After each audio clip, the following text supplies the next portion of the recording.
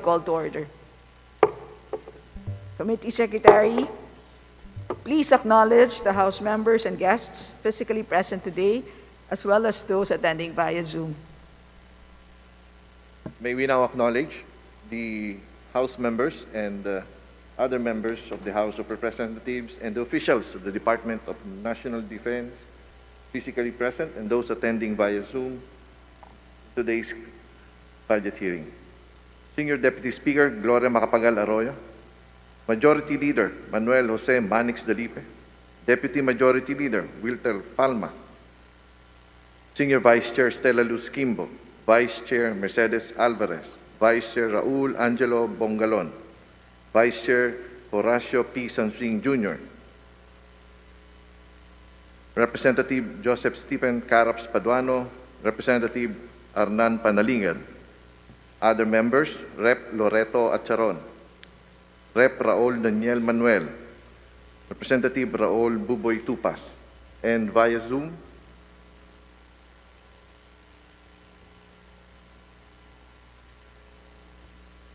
Vice Chairperson Jose Alvarez, Vice Chair Maria Rachel Arenas, Vice Chair Fernando Cabredo, Vice Chair Gerardo Jerry Spina Jr., Vice Chair Jose Loyola, Vice Chair Alfonso Omali Jr., Vice Chair Angelica Natasha Co., Vice Chair Christopher De Venecia, Vice Chair Mary Michi Kahayon Uy, Vice Chair Joseph Gilbert Violago. Committee members, Representative Drixie May Cardema, Representative Sani Lagon, Representative Carmelo Lasatin II, Representative Gerville Luistro, Representative Bay Dimpol Mastura, Representative Maria Rene Ann Lourdes Matibag, Representative Agustina Dominic Dicitina Pancho, Representative Jocelyn Tulfo, Representative Samuel Versosa Jr., Representative Christopher Sonyap, Representative Maria Angela Garcia, Representative Joseph Tan, Representative Ernesto Junicio Jr., Representative Juan Carlos Arjo Ataide, Representative Adrian J. Advincula, Representative Antonieta Yodela, Representative Alan Jesse Mangawang, Representative Edward Vera Perez Maceda. Other members, Representative Eleanor Bulot Begtang, Representative John Tracy F. Cagas, Representative Eugenie Vicente Emano, Representative Edsel Galeos, Representative Jerny Vet Nisay, Representative Arnie Teves Jr., Representative Florida Rida Robes. Additional members, Representative Salvador Plato and Deputy Minority Leader Florencio Gabriel Bem Noel. May we also acknowledge the officials of the Department of National Defense. Officer in charge, Senior Undersecretary Jose Faustino Jr. Civil Veterans and Reserve Affairs Undersecretary Franco Nemesio Gacal. A Strategic Assessment and Planning Undersecretary Ignacio Madriaga. Capability Assessment and Development Undersecretary Angelito De Leon. Office of the Undersecretary for Acquisition and Resource Management, OIC Undersecretary Joselito Ramos. Financial Management, Assistant Secretary Gavin Edjawan. Plans and Program, Assistant Secretary Pablo Lorenzo. Strategic Assessment and International Affairs, Assistant Secretary Henry Robinson Jr. Real Estate and Installations, Assistant Secretary Emmanuel Anthony Ramos. Chief Legal and Legislative Affairs, Assistant Secretary Attorney Eric Lawrence D. Human Resource, Assistant Secretary Antonio Bautista. Office for Financial Management, Director Nicole Bacolod. The Deputy Chief of Staff, Vice Admiral Romel Anthony Reyes, Philippine Navy. Commanding General of the Philippine Army, Lieutenant General Romeo Browner. Acting Commanding General of the Philippine Air Force, Major General Arthur Cordura. Acting Flag Officer in Command, Rear Admiral Cesar Bernard Valencia. Government Arsenal, Director Jerry Amante. Office of Civil Defense, Administrator Raymond Ferrer. National Defense College of the Philippines, President Ferdinand Cartojano. Philippine Veterans Affairs Office, Administrator Reynaldo Mapago. Veterans Memorial Medical Center, Director Dominor Chong Jr. Office of the Deputy Chief of Staff for Personnel, Major General Adriano Perez Jr. Office of the Deputy Chief of Staff for Intel, Major General Romulo Manuel Jr. OJ3, Major General Alex Rillera. OJ4, Major General Fernil Buca. OJ6, Major General Irice Nicanor. OJ9, Brigadier General Doroteo Jose Halandoni. OJ10, Major General Rolando Nerona. Chief of the AFP-CLOAC, Brigadier General Joel Alejandro Naknak. AFP-SEO, Colonel Ivan Papera. Chief PGMC, Colonel Nober Yomar Abara. That's all, Madam Chairperson. Majority Leader Manix Delipe, Senior Deputy Speaker and former President Gloria Macapagal-Arroyo, Vice Chair Alvarez, Vice Chair Swansing, esteemed colleagues, Senior Undersecretary Jose Faustino Jr., and the DND family, ladies and gentlemen, magandang umaga po. The Department of National Defense is tasked to secure our sovereignty and territorial integrity, preserve internal stability, and help in our disaster relief efforts. The end goal of these tasks is clear: to create a secure environment conducive to national development. When we have a secure and well-defended country, we can be more productive. Stability also allows smooth exchange of goods and services. This attracts investments, which bring more opportunities to Filipinos. Kaya importante po ang DND sa pagbangon at paglago ng ating ekonomiya. One of DND's primary responsibilities is external defense. At maliwanag naman pong sinabi ng ating Pangulo, we will not give up a single square inch of our territory. And towards this, the DND patrols the entire archipelago, including our maritime territory, to protect our national interests. DND and its personnel have also been providing barracks, electricity, and water treatment to Filipino fishermen and communities. Now that the new administration is determined to digitalize government processes, it is also good to know that the DND has also been developing cybersecurity programs. Frontliner din po ang DND sa disaster response. They mobilize naval, air, and land assets to transport relief goods to the affected areas. Rescue operations as well as road clearing operations are also done by the DND during times of calamity. Noong hinagupit po kami ng bagyong Ulysses sa Marikina, kasangga ng aking opisina ang mga Marines sa relief operations. At alam kong buong bansa ang nakakaramdam ng ganitong klaseng kalinga mula sa ahensya. Finally, the recent geopolitical tensions in other parts of the world emphasize the important role of DND in ensuring that the Filipinos live peaceful and prosperous lives. May we have a productive meeting today regarding the DND budget. Maraming salamat.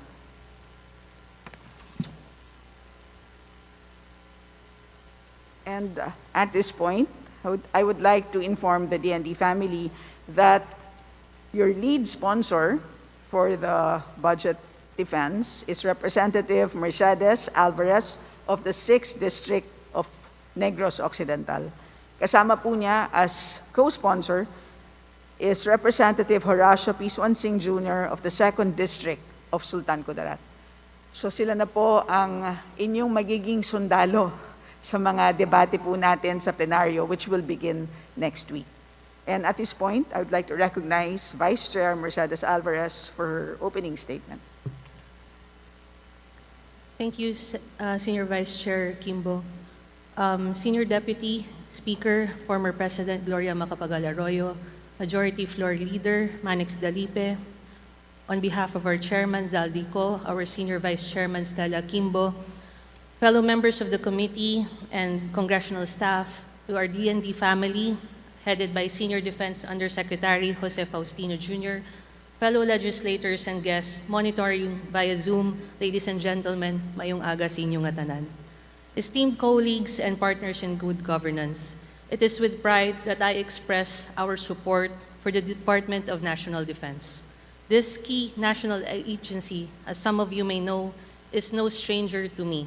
I am a proud reservist of the Philippine Army, a graduate of the Master in National Security Administration, not to mention the better or probably the bitter half of a dedicated soldier. I am honored to have been designated by the Honorable Committee as the sponsor, together with Kong Horacio Swansing, of the proposed budget of the DND for fiscal year 2023. And we welcome everyone to the budget hearing of the department and its attached agencies. For fiscal year 2023, the department has allocated 240.7 billion pesos. The DND budget for 2023 is 9% higher than the current year's approved spending level of 220.9 billion, with increments going to the 3 major commands and the general headquarters of the AFP. The DND is, of course, again, tasked to guard against external and internal threats to national peace and security, promote the welfare of soldiers and veterans, and to provide for support for social and economic development. For us here in Congress, our task is one in solidarity with you. After several reviews of DND's goals and plans for fiscal year 2023, we shall see how their budget policy can better fulfill the department's mandate. This briefing is thus an opportunity for us, members of Congress, to explore opportunities and meet challenges head-on. Some of these challenges concern national security, modernization, and while it seems on its way out, the pandemic. Let this day be a display of collaboration. To our experts, policymakers, and scholars, we look forward to your ideas and insights today in pursuit of budgetary solutions for tomorrow. To our partners at the DND, rest assured that our committee is here to listen. We will pay attention to your concerns, your needs, your goals. Let us know how we can help you. Let us know how we can help attain your vision by 2028, a defense organization that guarantees Philippine security, territorial integrity, and sovereignty, a reliable partner in national development, and a strategic player in the Asia-Pacific region. Thank you, and with that, Madam Chair, I yield the floor to you. Thank you, Madam Chair. Salamat, Vice Chair Alvarez. At this point, Senior Undersecretary Jose Faustino Jr., you may now proceed with your presentation. Thank you very much, Your Honor. To Honorable Gloria Macapagal-Arroyo, the House Senior Deputy Speaker and the former President. To Honorable Manuel Jose Manix Dalipe, the House Majority Leader. Honorable Estela Luz A. Kimbo, the Senior Vice Chairperson. Honorable Mercedes K. Alvarez, Vice Chairperson and our lead sponsor. Honorable Horacio P. Swansing Jr., the Vice Chairperson and also our co-sponsor. Other distinguished members of the House, both physically present and those present via Zoom. DND officials, AFP officials headed by Vice Admiral Romel Anthony S.D. Reyes. Other members of Congress present, other distinguished guests, ladies and gentlemen, good morning. I am honored to present the budget proposal of the Department of National Defense for fiscal year 2023. The scope of my presentation shall be as shown.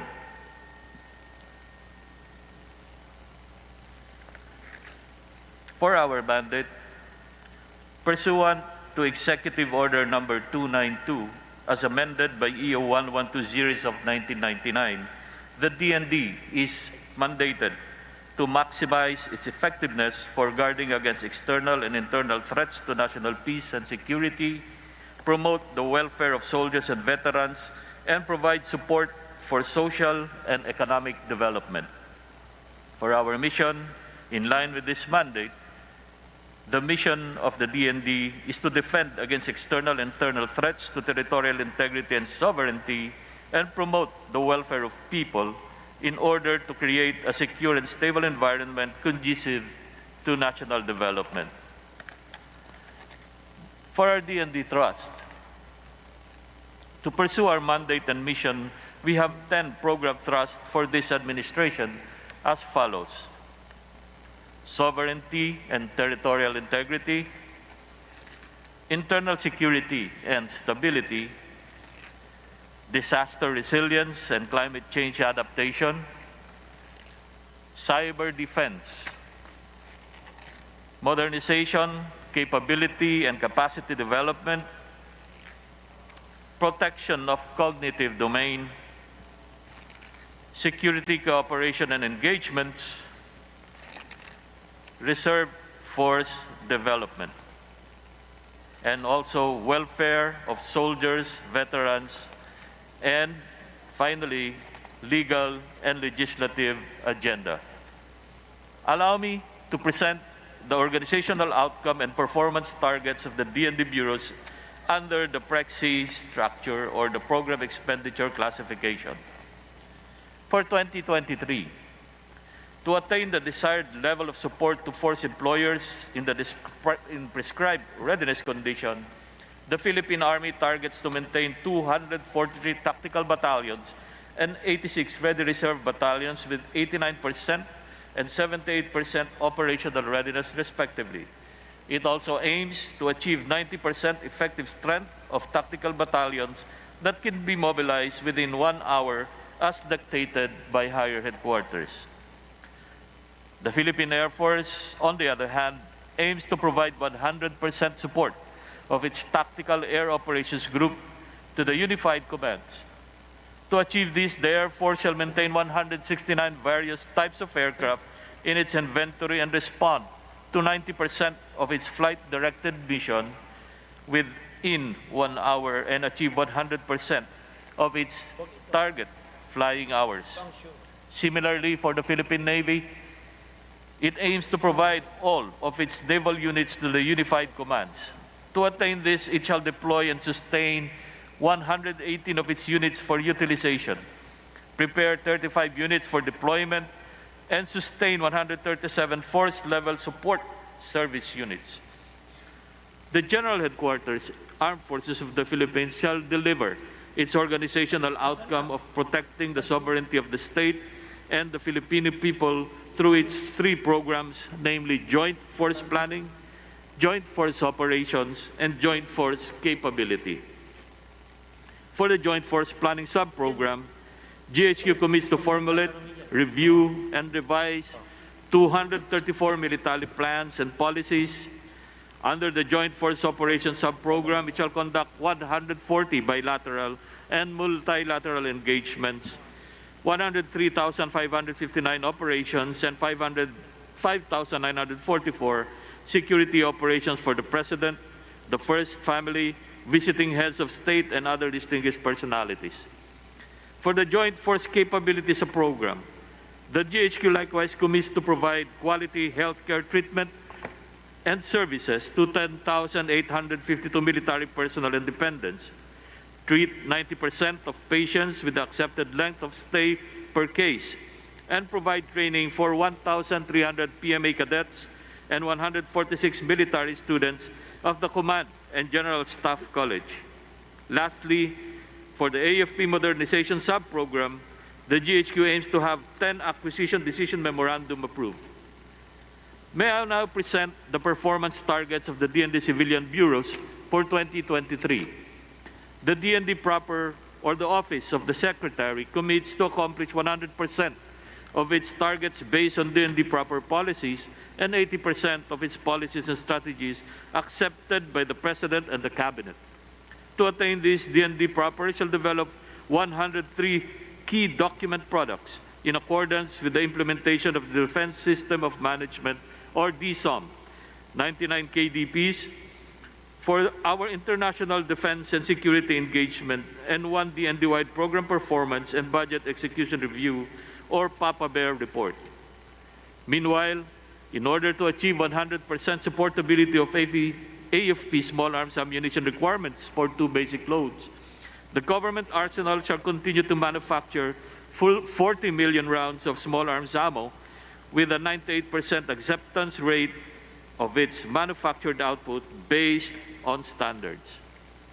For the Office of Civil Defense, It aims to improve the resilience of communities to disasters through its three sub-programs, namely Civil Defense Enhancement, Disaster Risk Reduction and Management, and Disaster Management Operations.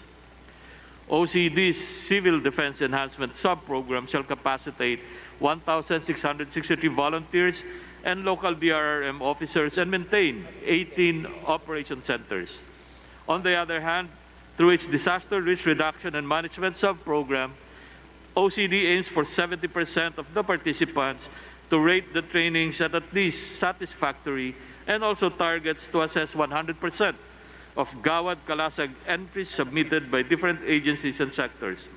Further, it targets to review and evaluate 1,715 local DRM plans of provinces, cities, and municipalities nationwide.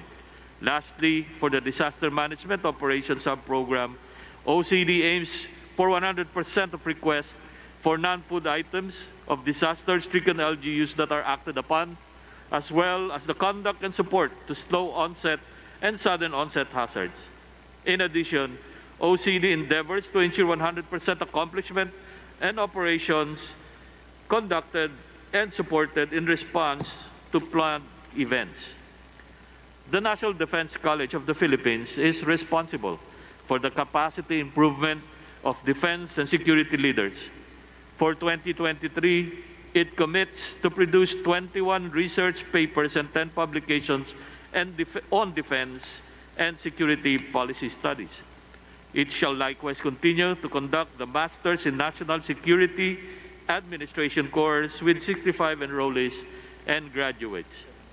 For the Philippine Veterans Affairs Office, its goals are to empower Filipino veterans and to demonstrate the Filipino people's appreciation and gratitude to the veterans through its three programs. Under the Veterans Welfare and Benefits Administration Program, PVAO shall process 95% of benefit claims with 10 working days upon receipt of complete documents and provide non-pension benefits to 9,998 recipients. Through its Veterans Affairs Management Program, PVAO aims to conduct 60 veteran-related engagements and assist 60 veterans organizations.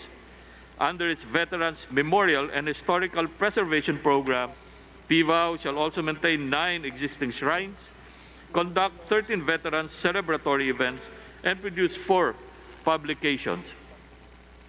For the Veterans Memorial Medical Center, its primary responsibility is to deliver quality healthcare services to veterans and their dependents. To support this in 2023, VMMC shall provide healthcare services to veterans and their dependents categorized by ensuring the proper treatment of 11,100 inpatients and 195,000 outpatients. VMMC shall likewise provide the needed attention and treatment to patients in the emergency ward. For the DND budget proposal for fiscal year 2023, to provide the resources to accomplish the goals of the department as earlier discussed, allow me to present the DND's budget proposal for fiscal year 2023. Based on the National Expenditure Program, the Defense Department is allocated a total budget of 310.9 billion pesos, of which 240.3 billion is for the regular fund.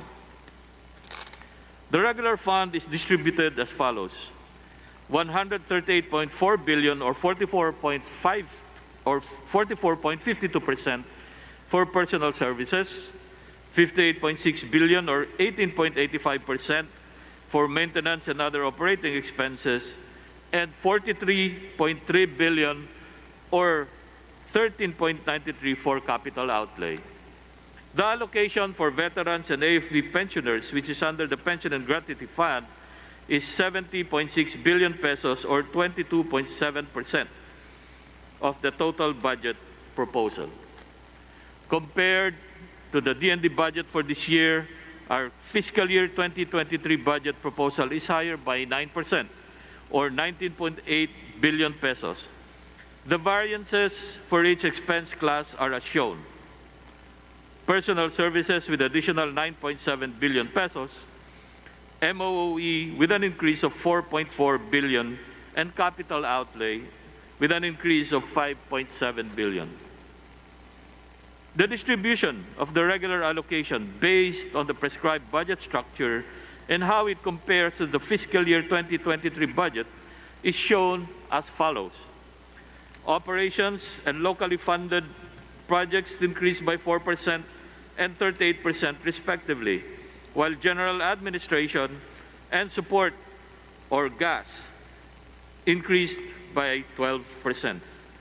For pension, which is included under the Pension Gratuity Fund of the expenditure program, the decrease in the AFP pension is due to a more aggressive and comprehensive cleansing of pension payroll activities, which resulted in the reduction of the actual number of pensioners. On the other hand, the allocation for veterans is the same for fiscal year 2023. The following slide shows how the DND budget proposal is distributed to DND line agencies under the regular fund. The share of the Armed Forces of the Philippines is 233.9 billion pesos, posting a 9.43% increase from the current year's budget. Meanwhile, the allocation for civilian agencies has a decrease of 351 million pesos or negative 5.24% compared to the 2022 appropriations. I shall now present the significant features of our budget proposal for 2023. The Personal Services allocation shall support a staffing summary of our line agencies composed of 165,015 uniformed military personnel, 12,887 civilian employees, and 69,938 CAFGU elements. On Personal Services, the net increase is 9.7 billion pesos.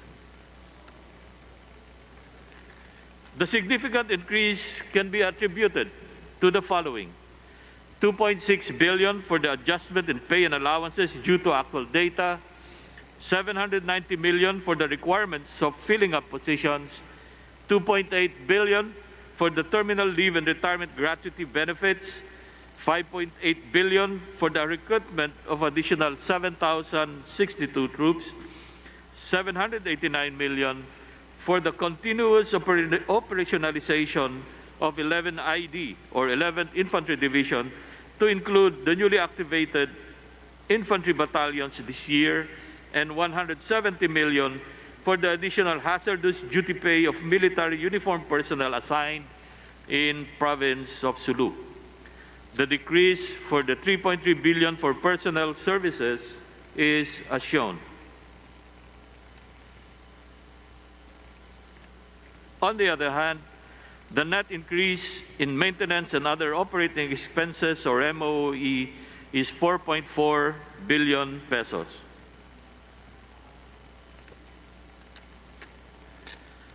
The MOE variance results from total increases of 9.7 billion, less the one-time projects implemented in 2022 amounting to 5.3 billion.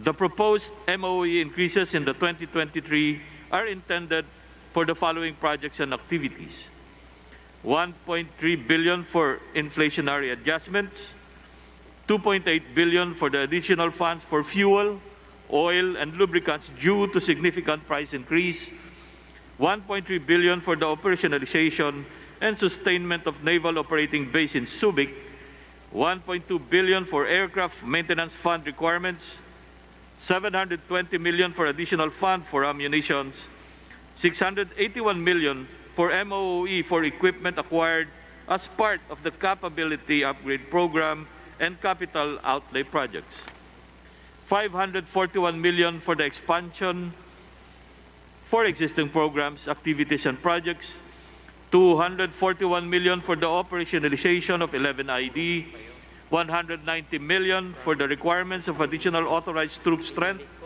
169 million for sustainment of units, 86 million for ICT MOE requirements, and lastly, 210 million for COVID-19 related programs, projects of the AFP Medical Center. It is worth mentioning that the following grants or budget allocation in 2022 were no longer provided, consequently in 2023 as shown.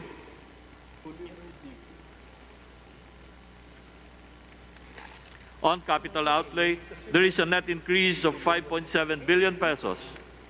The 2023 budget proposal includes capital outlay for the new or expanded projects of the departments as follows: 10.95 billion for payment of multi-year projects under the revised AFP modernization program, 189 million for the expansion of existing programs, activities, and projects, 951 million for the sustainment of units, 310 million for the mobility requirements, 704 million to support the construction and enhancement of base and base support facilities, 26 million for new programs, activities, and projects, and 190 million for the ICT hardware requirements. Shown is the 2022 implemented programs and projects amounting to 7.6 billion that were factored out. I have just presented the 310.87 billion peso budget proposal of the Defense Department for fiscal year 2023 and its significant features. Rest assured that all of us in the department shall continue to pursue our mandate and achieve our goals with more vigor to ensure a stable national security environment conducive for economic growth and development. That ends my briefing, sirs and ma'ams. Thank you very much. Thank you very much, Senior Undersecretary. Before we proceed, I would like to acknowledge the presence of the following members. Deputy Speaker Isidro Ungab, Minority Leader Marcelino Libanan, Deputy Minority Leader Franz Castro, Representative Arlene Brosas, Representative Patrol Bustos, Representative Ernesto Junicio Jr. Thank you very much, Undersecretary. Before we proceed to the questions of the members of this committee, may I remind our distinguished colleagues that each member is given 5 minutes for question or interpellation, excluding the response of the resource persons. And when you hear the bell sound, may we hear the bell sound as a sample? Unfortunately, walang bell. So, may timer naman po sa screen. If we get carried away, please do not get mad if I remind you of the time. It means you only have 30 seconds to wind up with your questions. As part of a long-standing and respected tradition of the House of Representatives to accord preferential treatment to the minority members of the House, and followed by the majority members in an alternating manner. The Chair now recognizes from the minority, our Minority Floor Leader, Marcelino Libanan, for his questions. Thank you, Madam Chair. At the outset, I would like to greet the Secretary, Secretary Jose Postino, my good friend, and all the members of the Department of National Defense family. Good morning to you all. I will be asking questions during the plenary regarding policy directions. So as of this moment, Madam Chair, I would like to request that the Honorable Arlene Brosas make the interpellation from the minority. Thank you, Madam Chair. The representative Arlene from Gabriela, Representative Arlene Brosas, is now recognized. Thank you, Madam Chair. Maraming salamat po sa ating minority leader. Kaugnay po sa tanong ko, direct to the point na lang po kasi konti lang yung oras eh.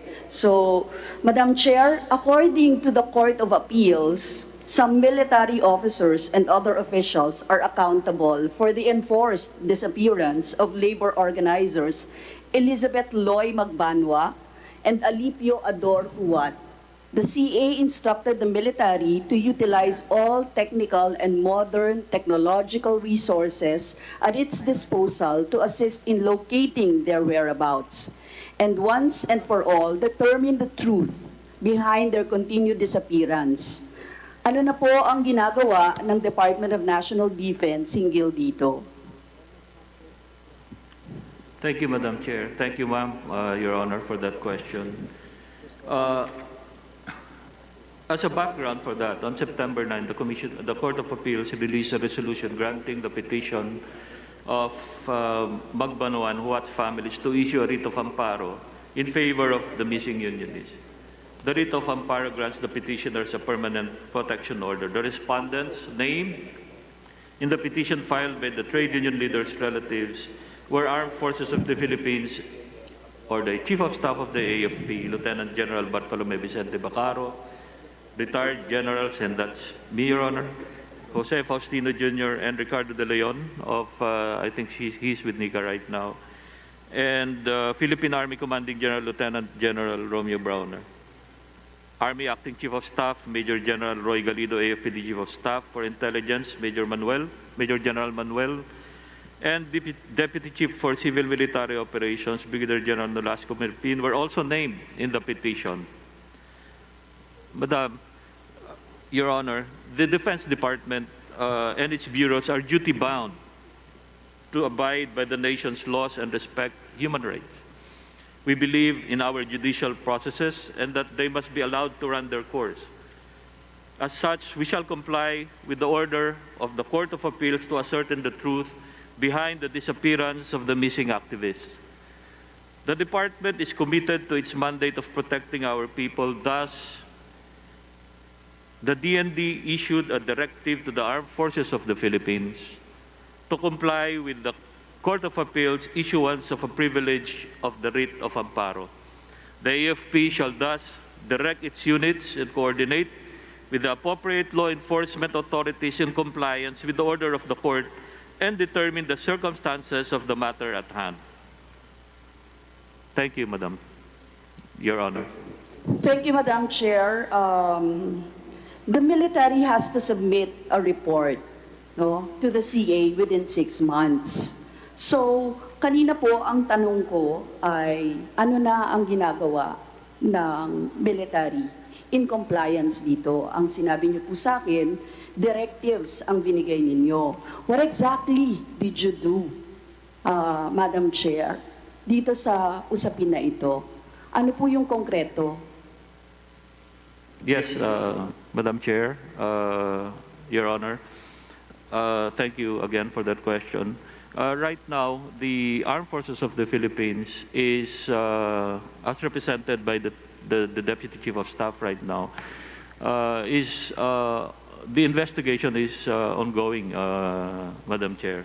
If I may be allowed to give the floor to the AFP, since they're the ones, we already issued the directive for them to conduct an investigation. Madam Chair.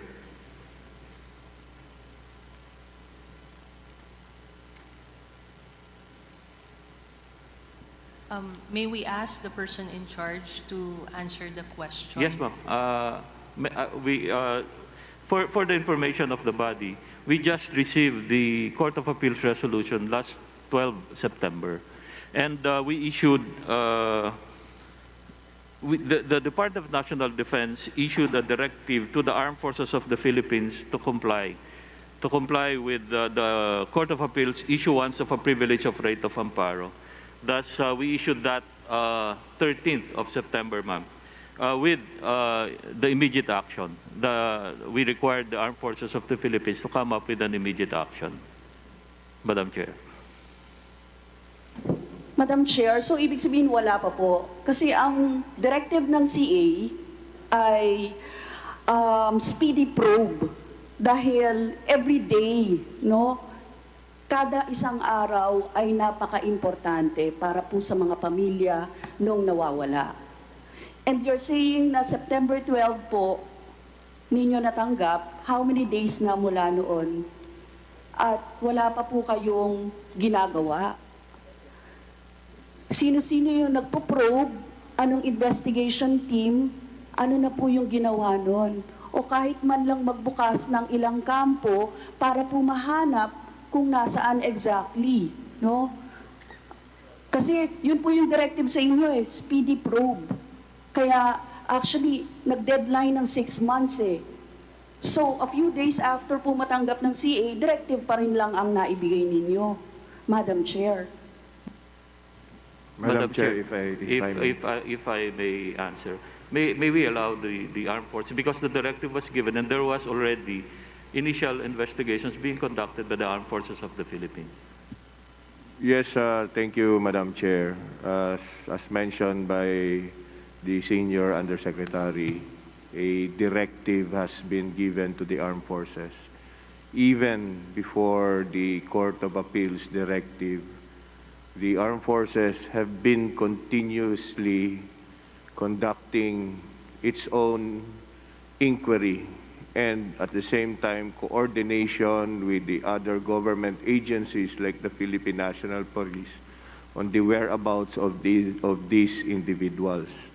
Rest assured to this august body that your armed forces is doing its best to locate and the whereabouts of these personalities. We are also interested on where they are and their welfare. Thank you. Thank you, Madam Chair. Madam Chair, siguro po kukunin ko na lang yung commitment ng Department of National Defense na sabihin nila na kung kailan kahit papano magkaroon ng initial report dito sa kaso na ito ng enforced disappearance. Madam Chair. Yes, ma'am, we will comply with Madam Chair, with the requirement of the Honorable Arlene de Brosses. Madam Chair, how long do you see yung kahit initial report po na malaman natin? Ang formation po ba ay task force? PNP with AFP? Ano po ang ginawa ninyo?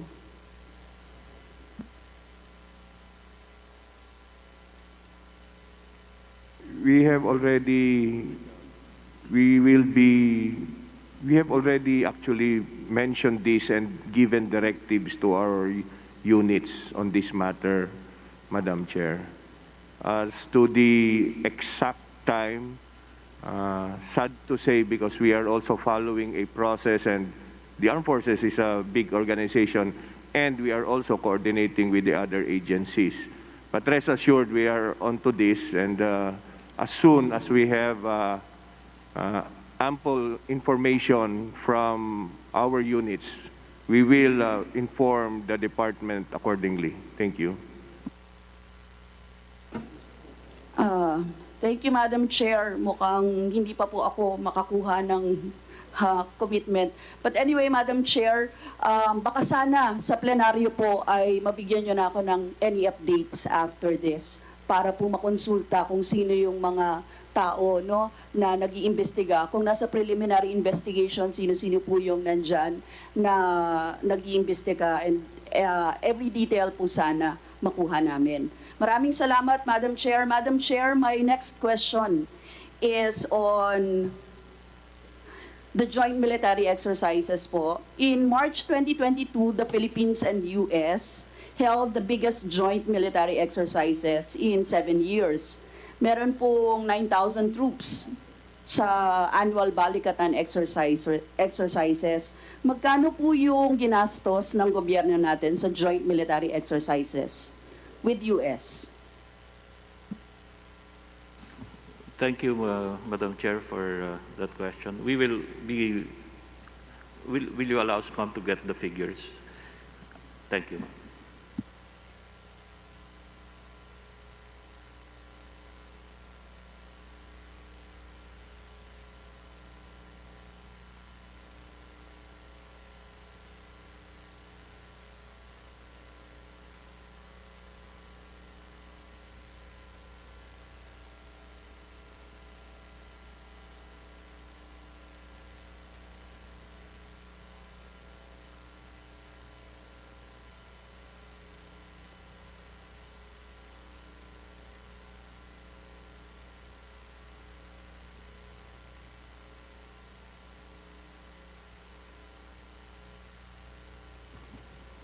Yes, ma'am. While waiting for the, Madam Chair, we're waiting for the figures.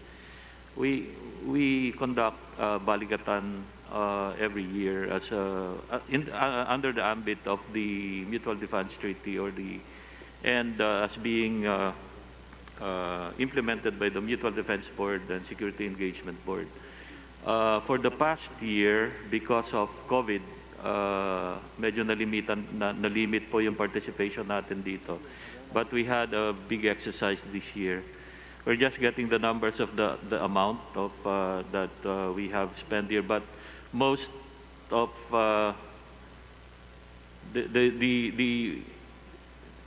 the movements, particularly ng mga US forces, hindi po natin ginagastosan yon. Meron po silang counterpart money for that. Yung sa atin po is yung participation ng ating armed forces of the Philippines, who are the units who are involved in these Balikatan exercises. Madam Chair, let me go on with my next question habang hinihintay natin. Yes, yan. ma'am. Madam Chair, ang tanong ko po next ay, itong 2023 naglaan ulit tayo. Magkano yung budget natin na ni-request for Balikatan exercises? Yes, ma'am, we will get the figure. Madam Chair, we will get the figure for that.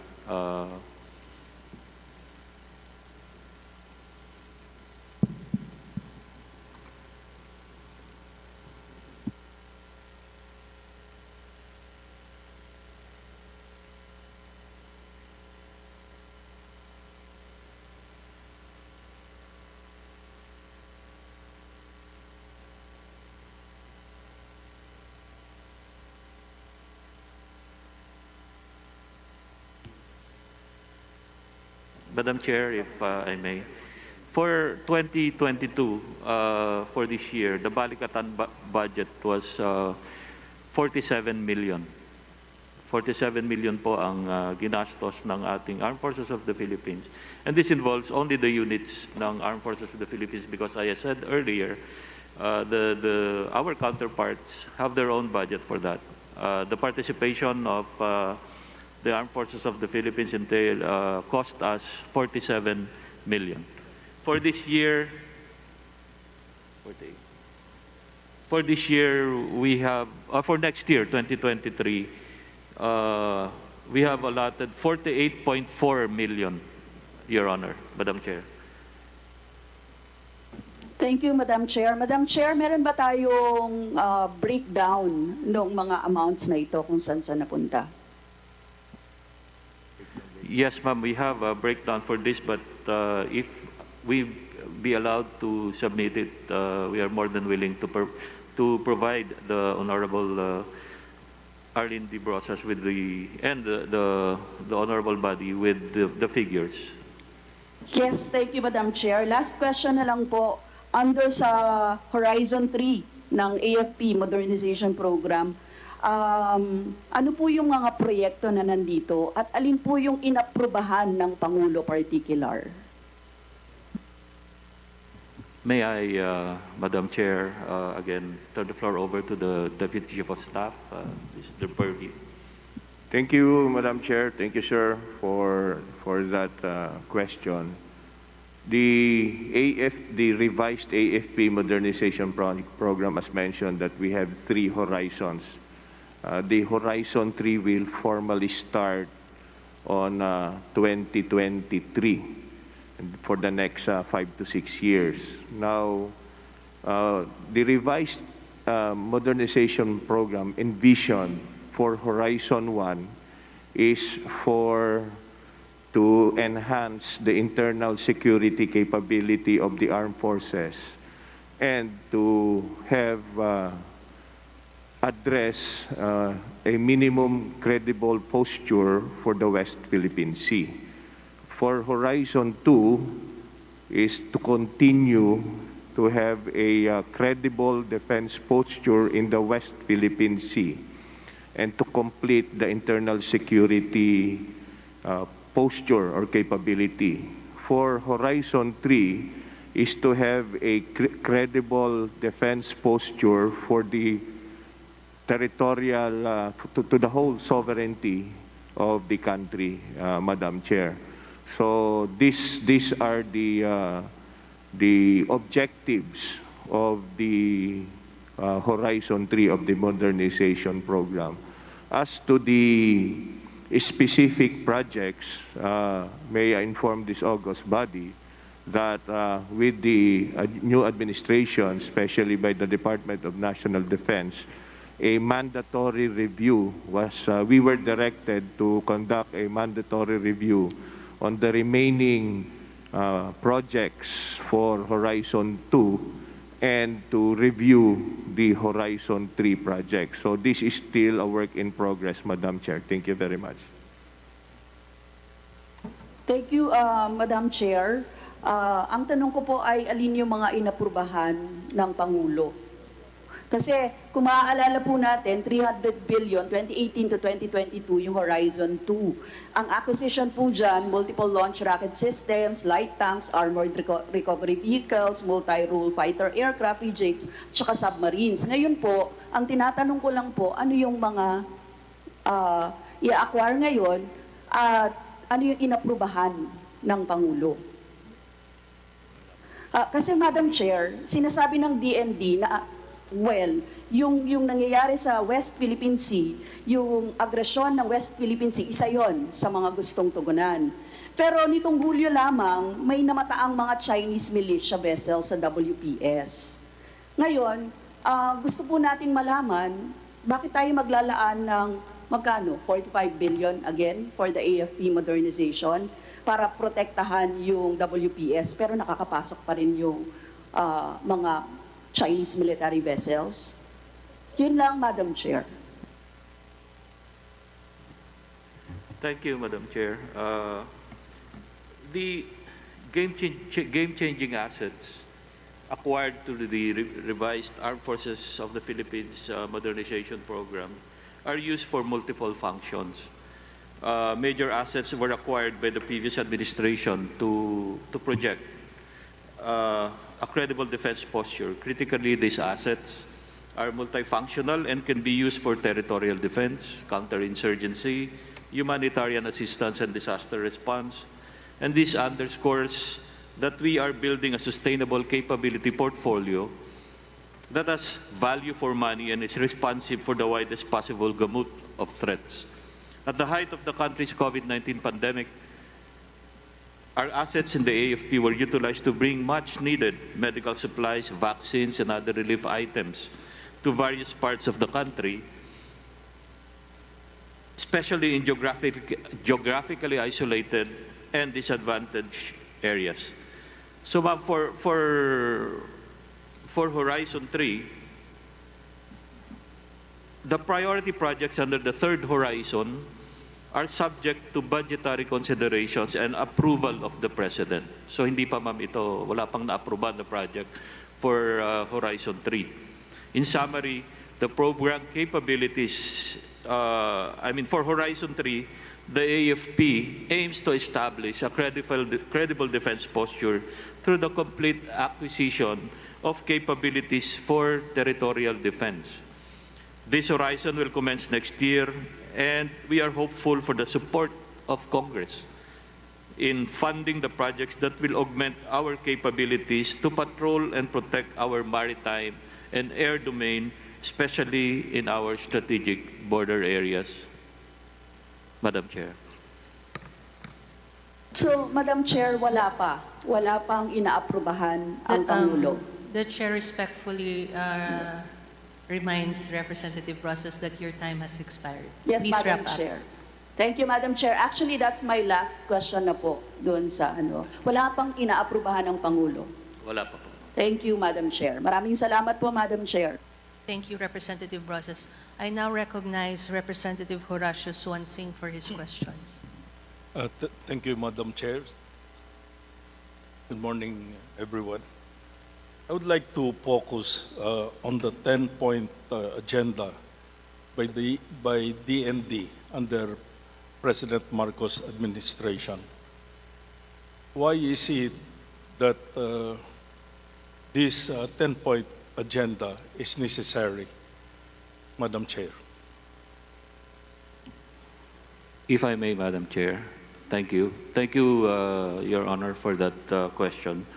The 10-point agenda is to clarify the department's future direction and policy for the current administration. We will look into these points in steering the department amidst the complex security environment.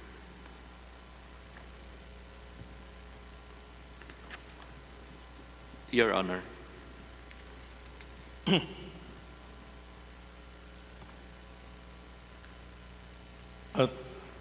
Thank you, Mr. Secretary, Madam Chair.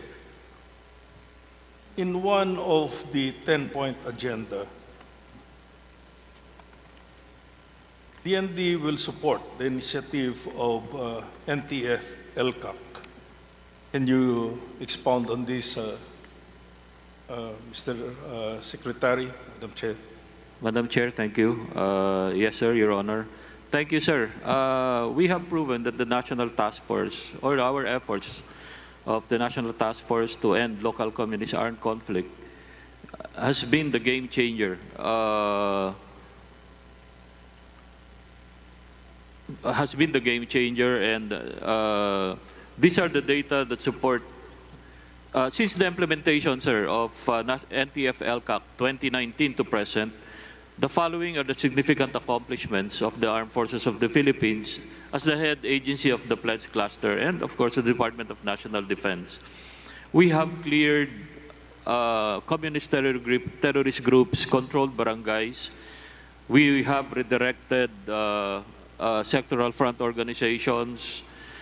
We have neutralized CTG personalities, and we have accounted several firearms, and we have recovered a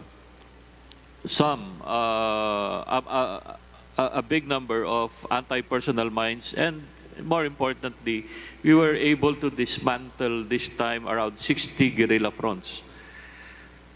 So the Department of National Defense will continue, sir, to support, Madam Chair, this National Task Force LCAC, because we consider this as the game changer. In only 3 years of implementation, we were able to see the downtrends in all the parameters of the communist terrorist groups, downtrend in all the parameters, and we are now continuing this program, and the DND will support this program. As I mentioned, this is a game changer, and we see that we are now approaching the irreversible trend for the other side to recover, and for them to create. We have. I can say that we have lessened the threat of the communist terrorist groups at this point, Your Honor. Thank you, Madam Chair. One of the DND 10-point agenda is the advocacy and strengthening the reserve force through the revival of ROTC. There are concerns that through the revival of ROTC might lead to the recruitment of children into armed groups, which may be in violation of the UN Optional Protocol on the involvement of children in armed conflict. May I know your reaction, Mr. Secretary, Madam Chair? Madam Chair, yes, Your Honor. Thank you for that question.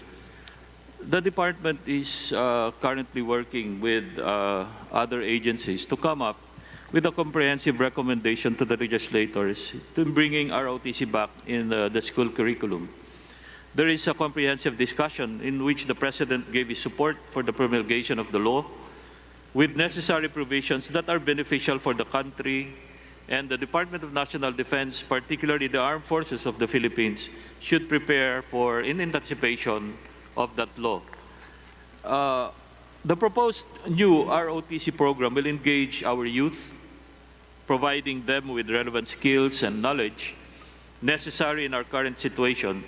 Through this program, we aim to develop a well-informed, well-equipped citizenry inculcated with the values of patriotism and discipline. the Department of National Defense will likewise ensure that safeguards and strict accountability measures will be in place to prevent the repeat of the unfortunate circumstances that led to the abolition of our ROTC program many years ago.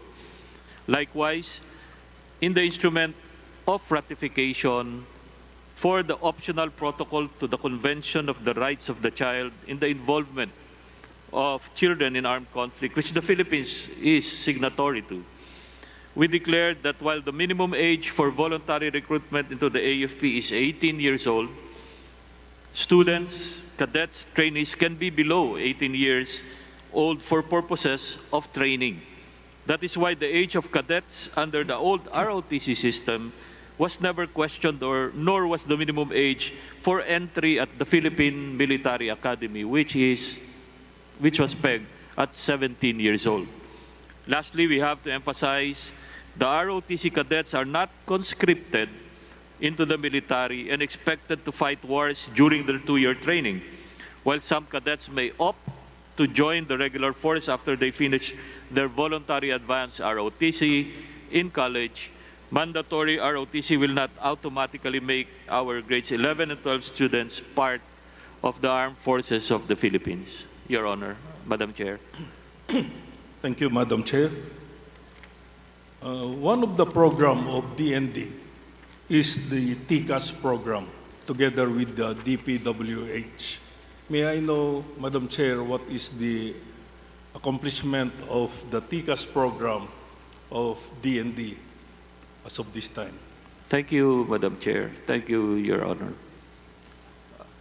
TCAS program, or the tatag ng infrastruktura para sa kapayapaan at seguridad, TCAS, enhances the AFP's facilities readiness.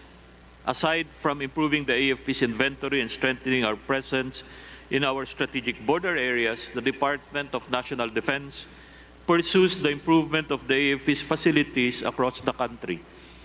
The convergence program between the DND and the Department of Public Highways was conceptualized by former President Duterte to improve the landscape of military facilities. It was signed on 2018, and the program has a total of 566 projects, Your Honor, approved for 2019-2022 with a total budget of 15 billion pesos. As of 9 September 2022, latest po ito, 289 TCAS projects were completed, while the rest of the 277 projects are ongoing in various stages of implementation and negotiations. Notable TCAS projects that were completed are barracks, living quarters and water systems, road networks, parking bay and drainage systems, perimeter fences, runways, hangars, and littoral monitoring stations, military medical facilities, administrative buildings and multipurpose infrastructure, parade grounds, grandstands, gun ranges, and more. Madam Chair, Your Honor. Thank you, Madam Chair. My next question is about the West Philippine Sea Yes, sir. and the Kalayaan Islands. On the Horizon 3, what is your strategic defense or strategy on these islands and the West Philippine Sea? Thank you very much, Madam Chair, Your Honor. The Department of National Defense shall sustain its efforts to improve its capabilities on territorial defense, promote the adherence to international law and rule of law, strengthen defense cooperation, and secure the sovereignty and sovereign rights of the country. The Department of National Defense continually provides policy guidance on defense operations that deter, interdict, and engage external threats to our national territory and sovereignty, as well as sovereign rights.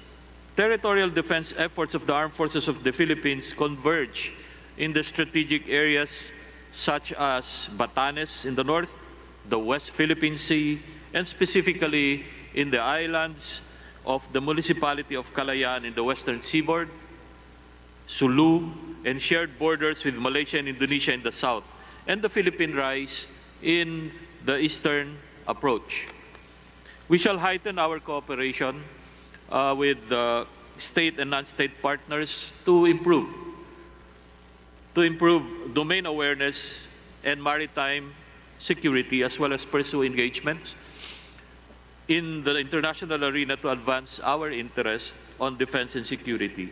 Our priority, Your Honor, Madam Chair, our priority on territorial integrity covered the prerequisites in developing a more robust and more effective armed forces of the Philippines, which include platforms and material that will capacitate the armed forces of the Philippines to defend effectively and maintain the country's sovereignty, as well as people's welfare during disasters and hazards, and also to undertake efficient surveillance activities and defeat the communist terrorist groups and extremist terrorists or extremist groups, Your Honor. Thank you very much, Madam Chair. Thank you, Madam Chair. My last question is about the modernization plans of the DND. Is the helicopter ambulance included in one of your equipment purchases? Thank you, Madam Chair. Thank you, Your Honor. If I may be allowed to call on our Chief of the Philippine Air Force, Madam Chair. Please proceed. Good morning, Honorable Congressman, sir. The Philippine Air Force has a search and rescue helicopter lined up for probable inclusion in the Horizon 3 list. This can be configured as an air ambulance that could cater and enhance the search and rescue capability of the Philippine Air Force, sir. It is included, sir. Yes, sir. I ask this question, Madam Chair, because it have come to my knowledge that a lot of our wounded soldiers in the field perish because of they were not given the first aid or medical aid, and due to the distance between the hospitals and the battlefield. So I was informed that one of the requests was for the helicopter ambulance, especially for the Philippine Army, who have a lot of encounters in the field. May I solicit, Madam Chair, the reaction of the Commanding General of the Philippine Army? Thank you, Madam Chair, Your Honor.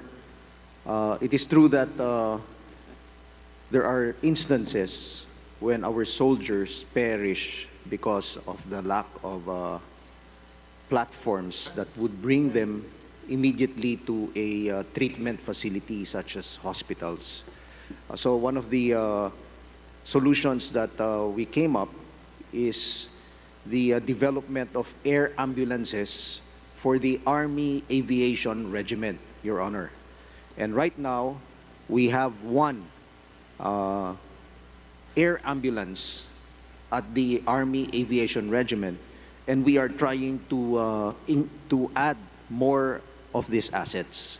We have included a helicopter in our proposal for the budget of 2023, Your Honor, but this was slashed out of Tier 2, and so we are respectfully requesting again that this be included, Your Honor, in the budget of the Philippine Army for fiscal year 2023. Thank you, Your Honor. Thank you, Madam Chair. That's all for now. Thank you very much, Representative Swansing.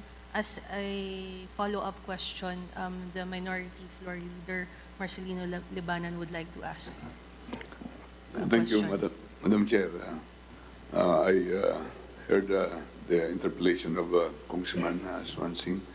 Gusto ko pong magtanong kasi marami ho akong napapansin. We're talking about AFP modernization. Pero noong una, may mga namamatay tayong mga officials, mga generals, ang sinasabi namamatay dahil sa crash sa helicopters, dahil UV, mga lumang helicopters. Pero ngayon, napapansin din po natin, may Black Hawk helicopters tayo at may napapansin din po tayong nag-crash at pumapatay na rin sa ating mga generals at mga officials. Kailan ba yung last na nag-crash ang ating helicopter?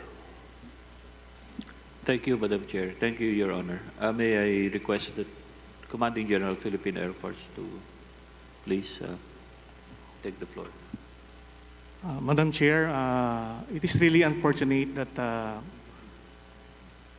last year there were a series of unfortunate incidents involving our helicopters.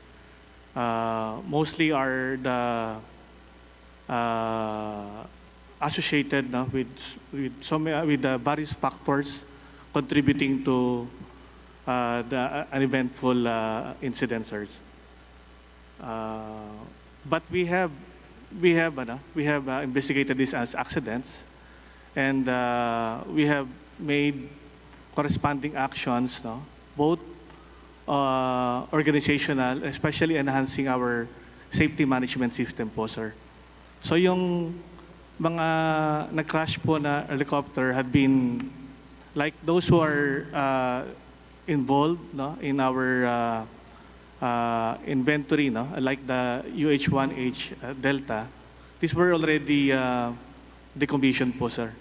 Yung no longer used in the operational tempo of the Philippine Air Force. So we can assure po Congress that the Air Force is looking forward towards a more deliberate and safety operations of our valuable air assets po. Madam Chair, yung last na nag-crash na Black Hawk helicopter, magkano bang presyo noon?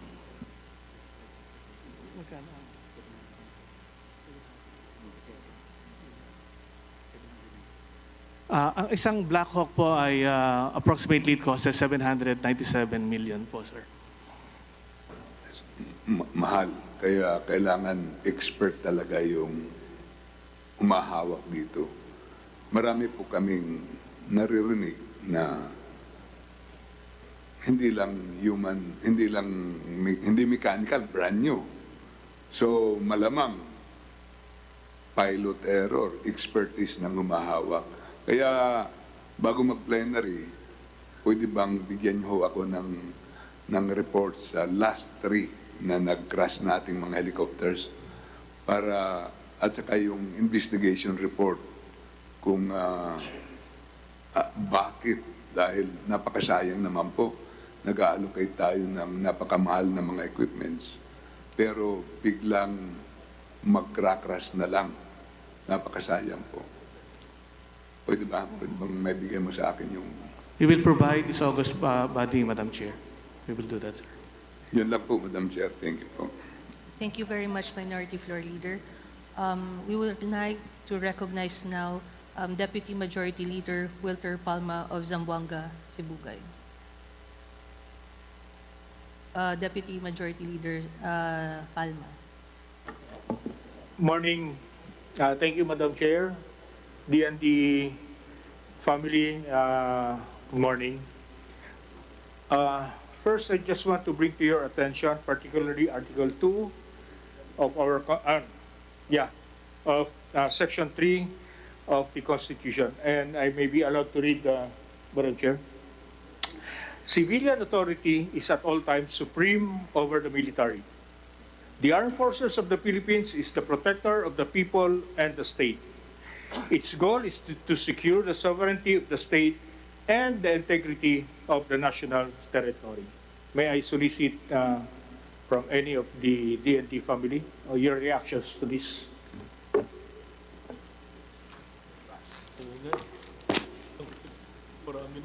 Sir, we fully agree. It's written in the Constitution. Madam Chair, Your Honor, it is written in the Constitution, and one of our mandates is to protect the Constitution, Your Honor. All right. Supposing, sir, one of your junior officer, active service, will lead a group of soldiers in the name of the Filipino people, and I quote, "The armed forces of the Philippines is the protector of the people." He will lead the, say, uprising, kudita, whatever. What's your take? Sir, I think our internal processes within the armed forces of the Philippines is fully in place, and we have our laws and our military justice system to deal with this kind, sir, of transgressions, with this kind of adventurism, which could, if I might call it, and we have had experiences in the past of such kind of actions, and it was dealt with accordingly within the ambit of the military justice system, and of course some administrative cases were filed against them, Your Honor, Madam Chair.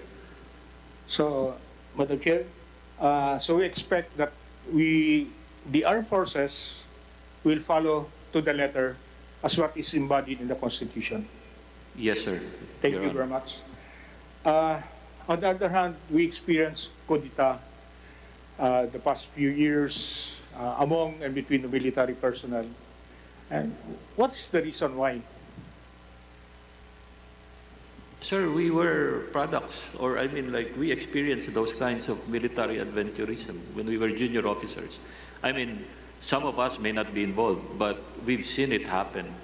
But the prevailing situation then is very far different from the prevailing situation now.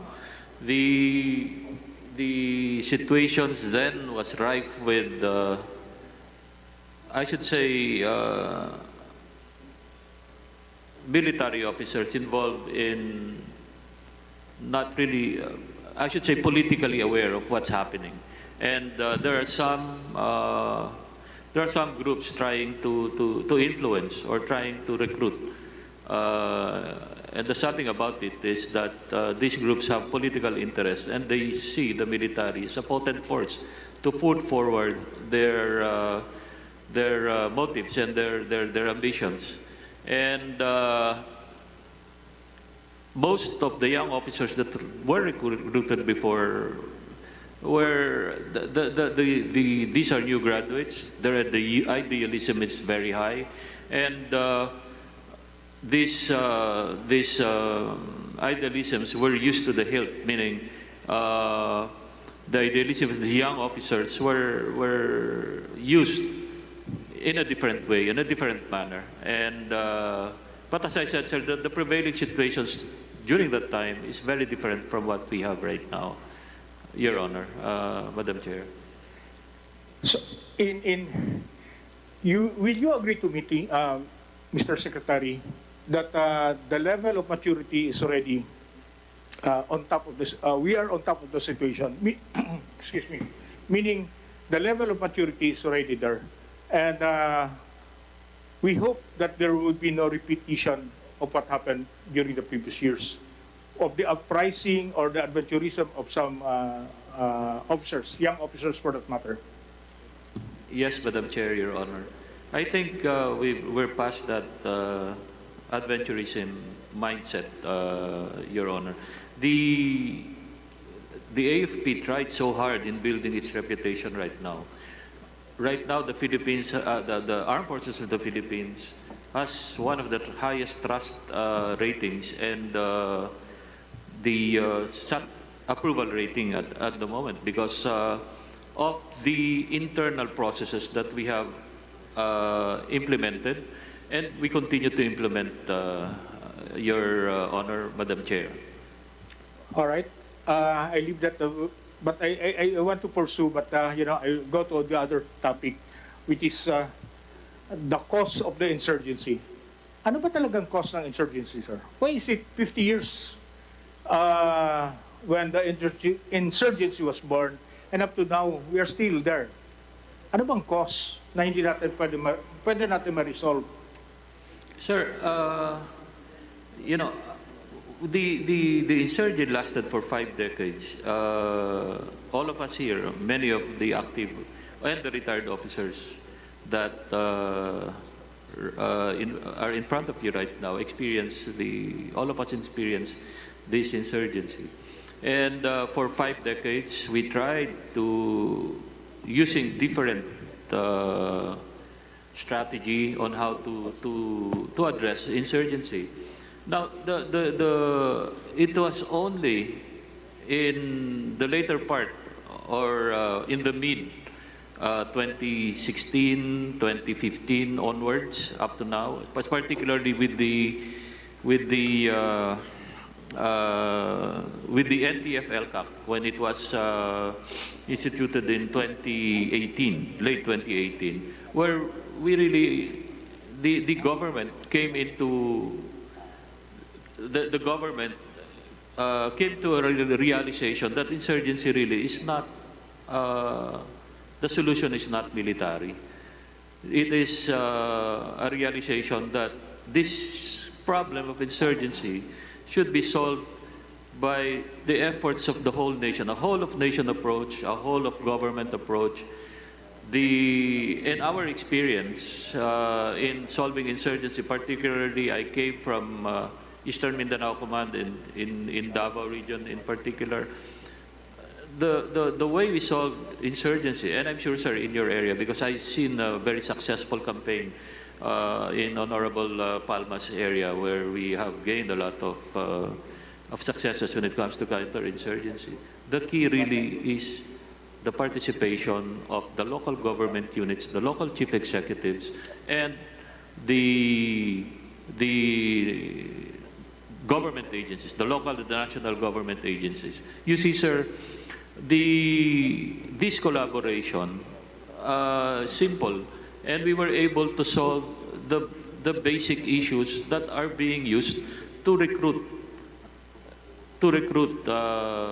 the members of the New People's Army.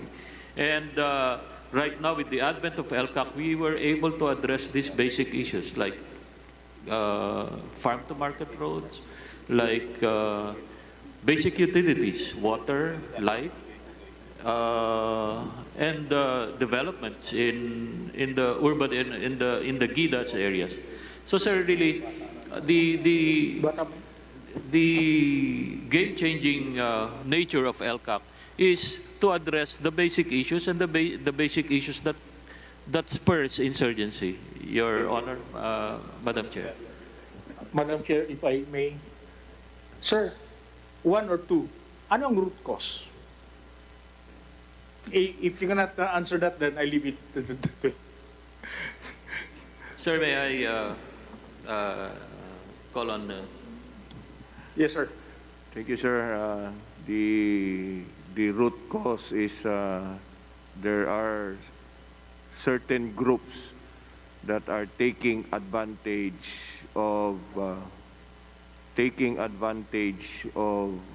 the presence of social ills that is present in all countries. I'm referring, sir, to social injustice, poverty, ignorance. These are all present, but there are groups who are taking advantage of this and taking advantage, and instead of they are and for so long a time the military is just addressing the military aspect of insurgency, but that's why it prevailed. And as mentioned, now that we have a program, and only in a short period of time we were able to radically reduce their influence. So that is the cause. Madam Chair, if I may, I'll shift to the before the hottest issue is the procurement. Do you have reforms as far as procurement is concerned? Is the conversion still there, or is it already transparent? or whatever reforms that the Department of National Defense instituted. Thank you very much, Madam Chair, for that question. May I address the question through the findings of the COA, the Armed Forces of the Philippines for 4 consecutive years. We were given an unqualified opinion. So that means that's a high rating, Mr. Chair, that the Armed Forces have addressed majority, if not all, of the previous findings that pertains to those as mentioned by Your Honor. Thank you. So congratulations, DND, no? Because that's you are safeguarding the people's money, and I'm happy to hear that COA is there, unqualified opinion as far as the procurement of the DND is concerned. Anyway, this representation would like to make manifestation, if I may, Madam Chair. I still have 1 minute. I am fully supportive of the budget of the Department of National Defense as well as its attached agency. Rest assured that we will try our best during the plenary to facilitate and probably approve the budget of the Department of National Defense. Thank you, Madam Chair. Thank you, Deputy Majority Leader Palma. We now recognize from the minority Representative Raul Daniel Manuel of the Kabataan Party List.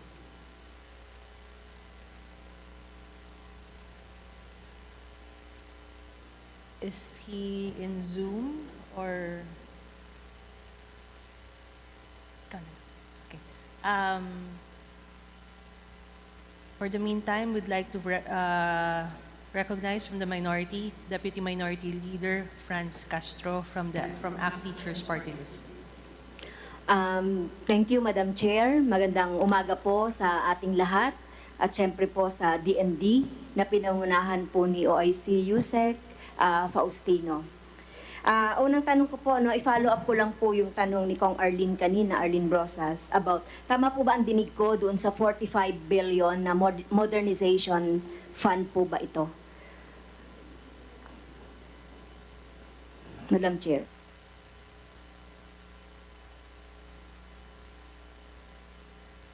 Yes, Madam Chair, it is 40 billion. 40 billion under the GHQ, di ba? 5 billion under the unprogrammed fund. Yes, ma'am, 5 billion program, Madam Chair. Yes.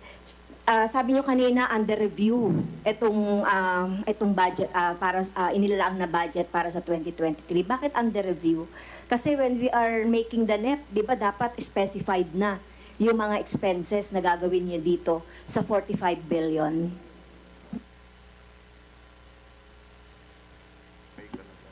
Madam Chair, Your Honor, the 40 billion is part of our multi-year contract allocation. We entered into contracts the previous years, and ito pong 40 billion ay part na ng babayaran natin dito sa mga multi-year contract allocations natin na ginawa ng mga nakaraang taon, Madam Chair. Can you give an example of contract that you were into sa sinasabi niya sa 40 billion? Yes, Madam Chair, may I call on the Armed Forces of the Philippines for them to explain, because these are all projects of the Armed Forces of the Philippines. Madam Chair, if I may. If I may, Madam Chair, the 40 billion is will be programmed to continue the payment of the MICA of 12 projects. Example. Madam Chair, in the interest of time, pwede po ba kayong mag-submit ng report? Yes, nung Madam Chair. mababayaran na We will contract? be more than willing Yes. to submit the details of these 12 projects as programmed for the 40 billion, Madam Chair. Thank you, Your Honor. And of course, the 5 billion na unprogrammed. Meron Yes, na po ba Madam kayong Chair. detalye nito? yung 5 billion unprogrammed fund? Yes, the 5 billion, we were informed, we will be proposing that this will cover 8 projects, Madam Chair, and we will submit the detailed list. Thank you, Madam Chair. And follow-up question din ito, no, doon sa question ni Congressman Palma about and Congressman Swansing about the NTF-LCAC. You have said that you are boasting about the, yung performance na ginagawa ng NTF-LCAC. So ano nga ba yung role ng DND dito sa NTF-LCAC? Yes, ma'am. While our sustained focused military operations against the terrorist groups target their armed components, we also support the expanded whole-of-nation approach or the whole-of-nation strategy to finally end the local armed conflicts, strengthened by the non-military approach. The government's counterinsurgency and counterterrorism campaigns aim to address the root causes of the conflicts and bring government services and economic development to communities. This is possible through the stronger participation of local government units and the delivery of programs by the different government agencies. The department, ma'am, will continue to actively support the NTF-LCAC. The end of the communist armed conflict will pave way for the end of the communist-driven terrorism that held back national development for years. The DND, the Department of National Defense, leads the law enforcement and development support cluster and the ECLIP and Amnesty program cluster under the NTF-LCAC. Together with other partner agencies, ma'am, ang Department of National Defense implements the whole-of-nation approach in addressing the local armed conflict. Through the ECLIP, under the Enhanced Comprehensive Local Integration Program, the DND fully supports the reintegration of former rebels. Kasama po dito yung former violent extremists and their families with the mainstream society.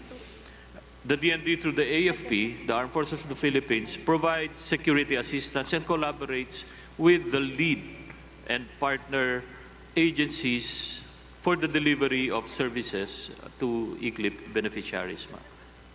Okay, thank you, Madam Chair. So, sinasabi din kanina ni TOCS-AFP Reyes, that you have realized that the root causes of insurgency is, sabi nyo, social injustice. Yung mga ills Hindi po, ma'am. na Sorry. ginagamit ng mga grupo, ng mga ilang grupo, yung mga social injustice. Magbigay nga kayo ng example ng sinasabi niyong social injustice. Hindi ba a valid reason naman yon na dapat na i-address ng ating gobyerno? Hindi lang doon sa sinasabi niyong insurgency area at maging lahat ng ating mga mamamayan na dapat ay i-address natin yung social injustice. Ano ba yung mga social injustice na tinutukoy mo? Magbigay ka nga ng example. Ano ba to? Thank you, Reyes. Madam Chair. Thank you.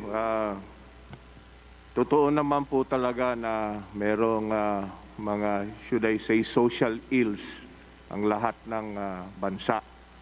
Hindi po tayo excused doon. Ang tanong po kanina ay kung bakit po hanggang ngayon ay napakatagal na ng insurgency natin. Kasi nga po, may mga grupo na nagte-take advantage and looking for the violent overthrow of the government. So ang hindi naman po bawal yung ipaglaban kung ano man po yung social injustice, poverty, o kung ano pa mo pagkukulang. Ito naman po ay ina-address ng gobyerno natin. Kaya lang po lumalaganap kasi may mga grupo na they would like to violently use armed struggle to forward their means at hindi po tayo pumapayag dito. Kaya nga po lumalaganap to. Imbis na po na makipagtulungan na peacefully na ina-address naman po ng ating gobyerno. Kaya yun po yung sinasabi ko lang po kanina na tinatanong po kung ano yung bakit po napakatagal. Kasi po naman siguro lagi naman po, hindi naman po talaga totally mawawala yung mga, so should I say, this concerns and issues ng ating, ng bawat bansa. Yun lang po. Thank you, Madam Chair. Yes, okay, talaga laganap naman yung social injustice, hindi lang sa mga insurgent area na sinasabi nyo na dapat na i-address. At hanggat hindi ito na-address ng gobyerno ay magpapatuloy yan. At yung sinasabi nyong mga grupo, ay ilan na lang ba ito? Ilan na lang ba yung mga insurgents na tinutukoy niyo dito, Madam Chair? Marami pa ba to? Gaano ba karami pa ito?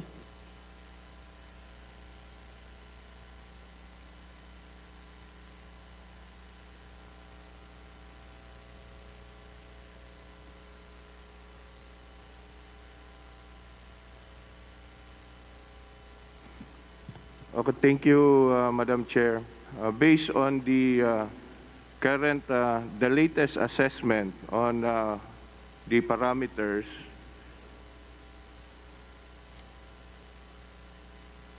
we have for their manpower, they are based on our assessment that they are they're still more than 2,000 communist terrorist insurgents, and approximately the same number of firearms. Madam Chair, Your Honor. Thank you, Madam Chair. As regards naman po doon sa military attacks on media or media websites. So last June 2022, using the Anti-Terrorism Act, the National Security Advisor, former Security Advisor Esperon, requested the NTC to block the websites. So noong last year, July 2021, military perpetuated a similar attacks on press freedom, right to freedom of speech, people's right to information. And according to the investigation of Swedish Digital Forensic Group, yung Querim Media Foundation, the cyber attacks on Bulatlat, etc., originated from the computer of the Philippine Army. Okay? So, ano po masasabi dito ng AFP? Ng DND? Madam Chair, thank you for that question. Your Honor, may I call on the armed forces? We have investigated. I remember this because I was the chief of staff when this came out. But for a more comprehensive report, may I call on the armed forces of the Philippines? Thank you, Madam Chair. Your Honor, I think you're referring to the alleged cyber attack on news sites, if I'm not mistaken. So to give a brief background, the Swedish Digital Forensic Group, Quirium, reported a series of cyber attacks to two media outlets. So based on the cyber forensics done, and DICT helped us on this, it turned out, based on the forensics investigation, that this was not done by the AFP.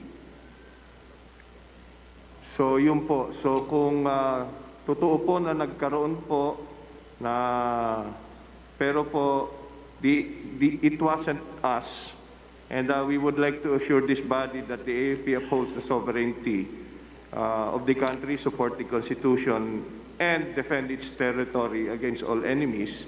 And we do not, we abide with the laws. So kung yung allegations po na yon ay hindi po, nangyari po yan, pero hindi po yan sa amin and based on the forensics conducted. Thank you, Madam Chair. So yung investigation, Madam Chair, yung CERT Philippines o CERT PH, the highest body for cybersecurity-related activities in the Philippines. Nag-conduct siya ng investigation. So, nag-cooperate po ba kayo doon sa investigation? Dahil sinasabi po dito na hindi nakikipag-cooperate sa investigation yung Philippine Army para mag-forward ang investigation na ito. So, sino ba yung contact person na pwedeng lapitan kaugnay dito sa investigation? Yung sinasabi ninyo kanina na ano? Kasi sinasabi kasi sa report, you're not cooperating. Thank you, Madam Chair. When it comes to cyberspace operations, Madam Chair, the AFP has its own cyber units. But these cyber units are more on defense. We are for the defense of our respective networks.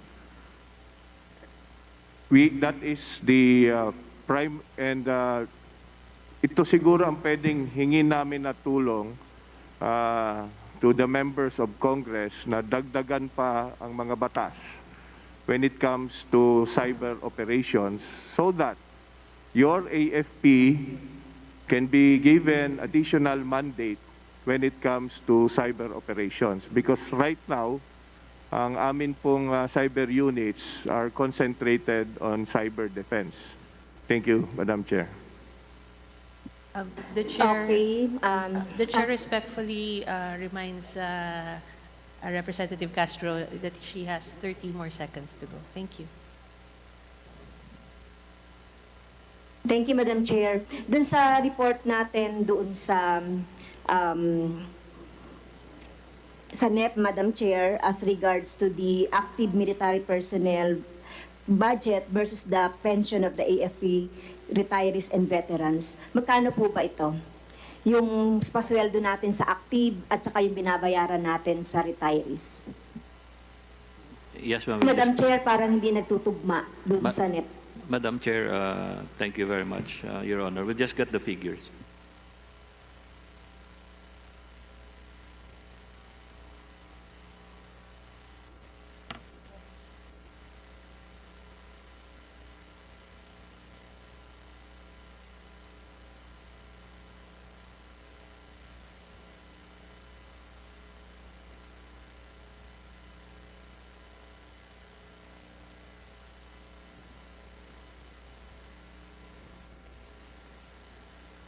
Madam Chair, for 2023, for pension, we are allocated 70,574,000,000 and 9,000. Salary of the active. No, ma'am. This is for pension. For salary of the acted, for PS, yan. Yes, ma'am. For regular personal services, sa mga active po ito, kasama na yung mga ano natin dito, ang ating mga kasundaluhan, ating mga civilian employees, civilian human resource. Ito po ay 138,403,000,000. Dahil 4 seconds na lang ako, Madam Chair, kuhanin lang po pala ako ng report doon sa NTF-LCAC, sinasabi ninyong performance and accomplishment from 2019 to 2022, Madam Chair. Yes, Madam Chair, Your Honor, we will provide you with that report. Thank you. Thank you very much. We now recognize from the majority Representative Arnan Panaligan from Oriental Mindoro. Thank you very much, Madam Chair. Good morning, and good morning to our distinguished resource persons from the DND and the AFP. A while ago, OIC Undersecretary and retired Chief of Staff General Faustino mentioned that we are targeting to achieve a credible defense posture.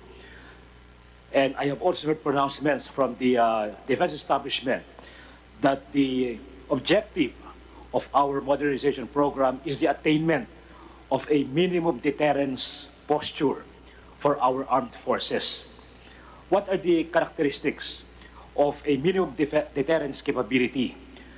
What capabilities must our armed forces possess in order to achieve a credible defense posture or a minimum deterrence capability. And after spending a considerable amount of money for Horizon 1 and Horizon 2 of the modernization program, how near are we from achieving a credible defense posture for our armed forces? Thank you very much, Madam Chair. Thank you very much, Your Honor. Right now, sir, as we are in a non-conflict situation, the department or the DND is pursuing military diplomacy, constructive engagement, and trust-friendly relations or trust-friendly actions to manage the situations in our borders, particularly the West Philippine Sea. We continue to modernize our assets, develop our facilities, heighten our deployments in the area, enhance our presence. Our non-escalation approach is aimed at preventing accidents and, pinaka-importante, sir, miscalculation that could further escalate the tension in the region. When we talk of minimum credible defense or a credible defense when we talk about our territorial and external defense, we talk more of our capability to detect, to identify, and to intercept, and finally, sir, to neutralize itong mga threats na papasok sa atin. When we say detect, we're talking about radars, and we started acquiring these radars that malayo pa lang na monitor na natin, napapasok na natin itong ating mga intruders dito sa atin, sir. And of course, we have the ability to identify them. And right now sa intercept, we're trying to for the past Horizon 1 and 2, we're able to acquire some of our assets that could intercept. Although, sir, hindi pa talaga ito, because we're trying to come up with some more multi-role fighters and our naval assets. We still continue to engage that. Then, of course, to neutralize this, we're talking about land-based missile systems. Itong mga ground-based ang ating air defense systems. And these are the things that we are planning to acquire. And sad as it may seem, the Horizon 2 modernization program, we were only able to accomplish, mag-e-end na siya rito this year, but now the accomplishment rate is around 14%. 14%. So the objective of Horizon 2 aims to develop a minimum credible defense posture, specifically to address the security concerns in the West Philippine Sea. This requires the acquisition of basic capabilities in air defense, as I mentioned kanina, sir, maritime defense, land defense, and joint command and control that will capacitate the major service combat forces to operate in a joint operating environment and execute the AFP Joint Force Operating Concept.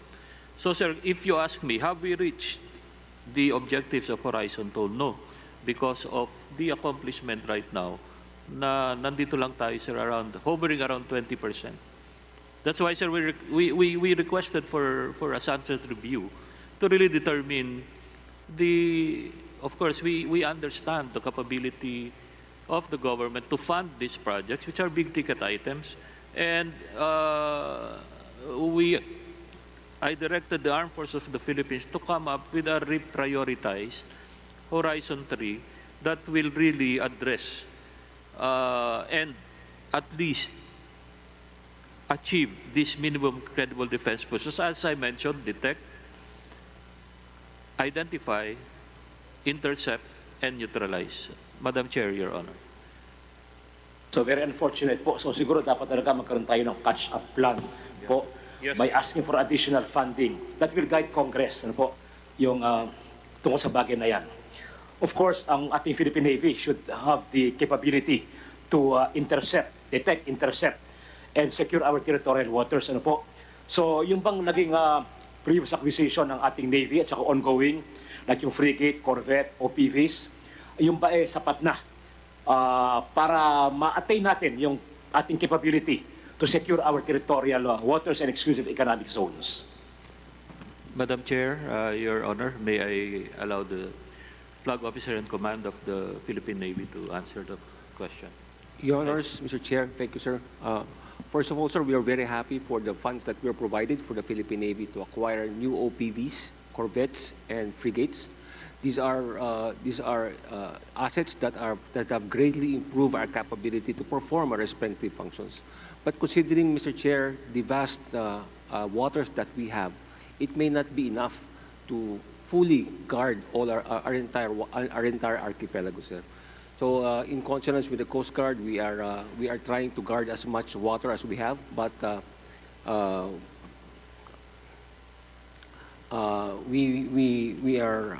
but it may not be enough, Mr. Chair, Madam Chair. So doon po sa 40 billion pesos allotted for next year, ano kaya ang share to ng Philippine Navy? Meron ba rin new acquisition or payment yon sa mga previous Kasi mahalaga talaga ay bigyan natin ng priority ang ating Navy. No? Our President said sa kanyang SONA dito na he will not preside over a process that would yield a single square inch of our territory sa ibang bansa. Of course, yung isang kilalang naval strategist, si Alfred Mahan, once said that when a country is divided by the seas into two or more parts, control of the seas is not only important but vitally necessary. So talagang Navy ang dapat bigyan natin ng priority. So ano ang share ng Navy doon sa 40 billion pesos for next year?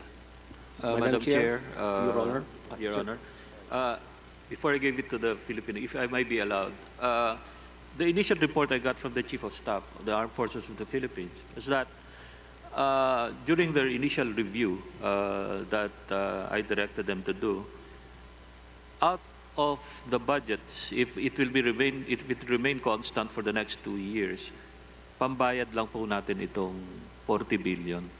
Yung 25 billion na binigay sa amin, dinagdagan siya ng something like 10 point something billion para mahabol yung multi-year contract obligations natin, Your Honor. So with this trend that is going on right now, we can see new, if we will not change this trend, sir, magkakaroon lang tayo ng bagong insertions, mga bagong equipment. We can only start having new equipments 2 to 3 years from now. Kasi pambayad lang yung mga susunod natin na modernization fund. Sir, may I, Madam Chair, for the Navy. Madam Chair, Your Honors, for 2023, for our MICA, we are committed. The national government is committed to pay for 5 Navy projects, specifically the Acero-class gunboats, two of which were commissioned, which were christened last week. For the Corvette acquisition program, our command and control units, the shore-based anti-ship missile system, and for the offshore patrol vessels, sir. For a total of around 19 billion, Madam Chair, Your Honors. So, maraming salamat po. Another question, yung status ng multi-role fighter acquisition project ng Air Force. Ito ba ay meron na ring development? Madam Chair, if we may allow the Chief of Air Force. Madam Chair, Your Honor, the multi-role project acquisition of the Philippine Air Force is a really vital component in our integrated air defense system doctrine, sir. No? So the project is now in the early stages of procurement, sir. We have just perfected developed the provisions for our terms of reference, and it will be subjected for further back deliberations. So it is still an ongoing project, and hopefully, sir, it will be approved, no? Because we are really in dire need, sir, of our need, no, for high-performing assets that can increase our domain awareness, sir, especially in the West Philippine Sea. Thank you very much, General. No? Balikan ko lang yung sa Navy. Ano? I know that funding is always a problem para sa atin. Ano? At nagtitipid tayo. Kaya lang, ang suggestion ko lang, idea as a layman, na pag tayo ay nag-procure ng arms, vessel for example, kahit medyo mahal, sana isagad na natin para talagang we can be sure na capable ang ating assets na na-acquire. I'm referring to the two frigates, ano? Yung Rizal and Luna. Ano? Napansin ko na yun ay frigate ng classification, it's a major warship. Pero yung kanyang missile armament, anti-ship, di ba? 4 lang. As far as I know, ang mga ganyang warship ay laging 8 at least ang anti-ship missiles. Ano, yung 2 quadruple ang tawag. Pero 2 lang. Maybe, nagtitipid. Pero sana, isagad na natin para talaga yung we can be sure of the capability of the assets that we acquire. Tama po ba yun, Admiral, yung aking ganong pananaw? Madam Chair, may we request the Philippine Navy? Madam Chair, Your Honors, you're correct, sir. Our frigate may not be as capable as some of the frigates that our neighbor have, but we can assure you, sir, Madam Chair, Your Honor, that the new generation corvettes will be as more powerful than our current frigates. It will have, as you mentioned, Your Honor, it will have 4 quadruple launchers. It will have a vertical launch system, surface-to-air missiles. It will have multiple torpedoes and all the necessary weapons and ammunition that is comparable to our maritime neighbor, if not even better. Sa good news, Admiral, ano? Pag ganyan, baka yung corvette reclassify as frigate, no? At yung frigate ang reclassify as corvette. Anyway, mas expert yan ang Navy, ano po? So, yun lang po ang aking tanong, no? Although I have still 1 minute or so, but let me take this opportunity to thank our armed forces, our men and women in uniform for their service to our country. We have encountered a lot of challenges and trials as a country, as a people. Marami po naging crisis tayo. But in our long history, no, sa panahon ng mga krisis at pagsubok sa ating bansa, the heaviest burden and the greatest sacrifice has always been borne by the men and women who wear the uniform of the armed forces. Kaya I pay tribute to you, and this representation will vote to approve your budget. And sana ay madagdagan pa yung inyong pondo so that we can catch up dun sa deficiency sa Horizon 2 before we go to Horizon 3. So finally, siguro, there is a need to extend yung ating batas tungkol dyan. Final question yon, General. Yes, sir. Madam Chair, Your Honor. Right now, sir, the law is effective until 2028. Hanggang 2028 pa po, sir. Yung batas, yung itong revised AFP modernization program. So baka kailangan extend kung hindi ma-limit yung funding issues, ano? That will guide Congress. No? Yes, sir. Maraming salamat po, Your Honor. Thank you very much, Maraming salamat, Madam Mr. Chair. Secretary. That's all, Madam Chair. Thank you very much, Representative Panaligan. We now recognize from the minority, Representative Raul Daniel Manuel of Kabataan Party List. Magandang umaga, Madam Chair. May mga tanong ako sa Department of National Defense given yung pagsuporta nito sa revival ng mandatory ROTC sa ating bansa. Ang isa sa mga binabanggit na dahilan ay para magturo ng disaster risk and reduction management. Kaso nga lang, dito sa Kongreso, for the information of the Department of National Defense, ay merong mga panukalang batas para ituro ang DRRM na hindi nakapaloob sa ROTC program. Would the DND be amenable na gano'n yung maging forma ng pagtuturo natin ng disaster risk and reduction management, Madam Chair? Thank you, Madam Chair. Thank you, Your Honor. Yung disaster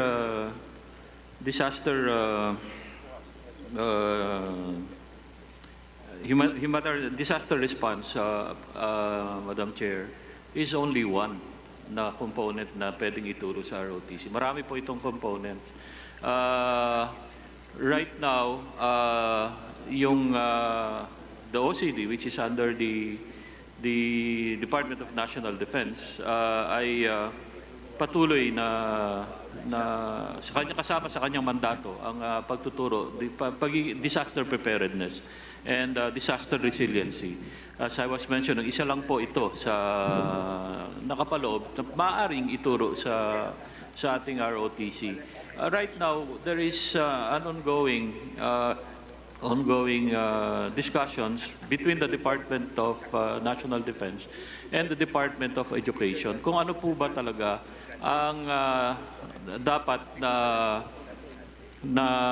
nakapaloob or paano kung ibabalik man natin itong ROTC, ano yung involvement ng DepEd dito, ano yung involvement ng Department of National Defense. Your Honor, Madam Chair. Okay. Madam Chair, actually doon tayo interested na malaman kung ano ba yung mga pwedeng ituro through the ROTC program na hindi pa kayang ituro ng iba nating mga kaguruan. Kasi actually, I've been reviewing yung iba't ibang mga panukala at minsan sobrang absurd na nung justifications para sa panunumbalik ng programa. Meron pa pagtuturo ng scientific innovation at hindi ko maintindihan na bakit pati yun, health and fitness, no, through the ROTC program, nandyan naman na yung ating mga PE teachers, yung ating mga health teachers para magturo niyan. So ano ba yung kakaiba, ano yung pwedeng maituro na hindi pwede ituro ng iba nating mga guro? Madam Chair. Madam Chair, Your Honor. As I mentioned earlier, we are now discussing with the Department of Education. We created a working group that will exhaustively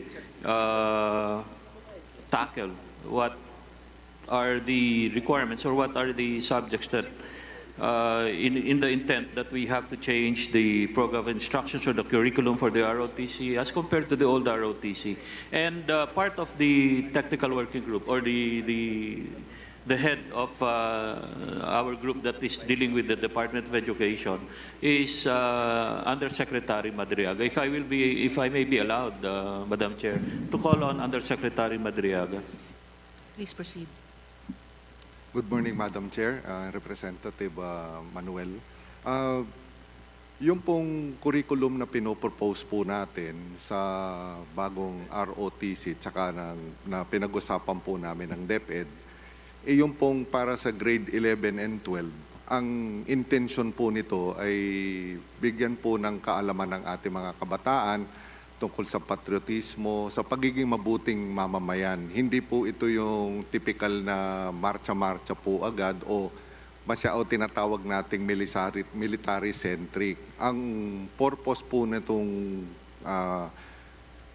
piniresent namin na program of instruction para po sa grade 11 and 12, ay ito po is yung i-develop po natin yung citizenship ng tao at isa lang po doon yung disaster resilience. No? Sang-ayon po ako sa sinabi ni Representative Manuel na may mga nagtuturo naman po ng disaster resilience sa ibang mga institution, but palagay po namin mas maganda po na mas marami nagtuturo ng disaster resilience, mas maganda po para sa ating bayan. Mas marami pong bata ang nakakaalam kung ano yung mga uri ng mga sakuna at paano po magre-respond. Mas marami sa kanilang mas nakakaalam, mas makakabuti po sa atin. So kaya inilagay po natin yon. Inilagay din po natin yung mga subject na drug awareness, traffic rules, adherence sa mga traffic rules, at marami pa po mga bagay na makakatulong sa mga kabataan na isang mabuting mamamayan. At ang aspeto lang po ng militar doon po sa pinopropose nating program of instruction ay aspeto lang po ng military history natin na kung saan ang mga kabataan ay lumaban para sa kalayaan ng ating bayan noong panahon ng Hapon at ano pa pong mga panahon ng pangangailangan.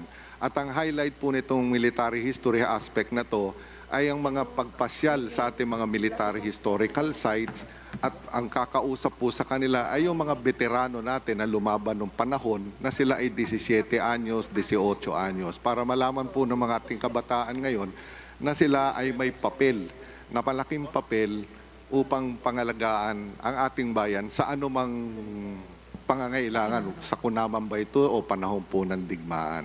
So yung ating pinopropose po na program ay hindi po ito military-centric. Ngayon po, pag Pag nasa tertiary level na po sila, kung talagang nandun po yung kanilang masidhing kagustuhan na magsilbi sa ating bayan bilang mga sundalo, ay dito po papasok yung mga training na heavy on military po. At kung gusto po nila magtuloy na maging miyembro o opisyal ng ating sandatang lakas, ay doon na po papasok talaga yung military training po. Pero po sa ating 11 grades 12 and 11 and 12 ay ano lang po ito, citizenship development po ang focus nito. Maraming salamat, Madam Chair and Representative Manuel. Okay.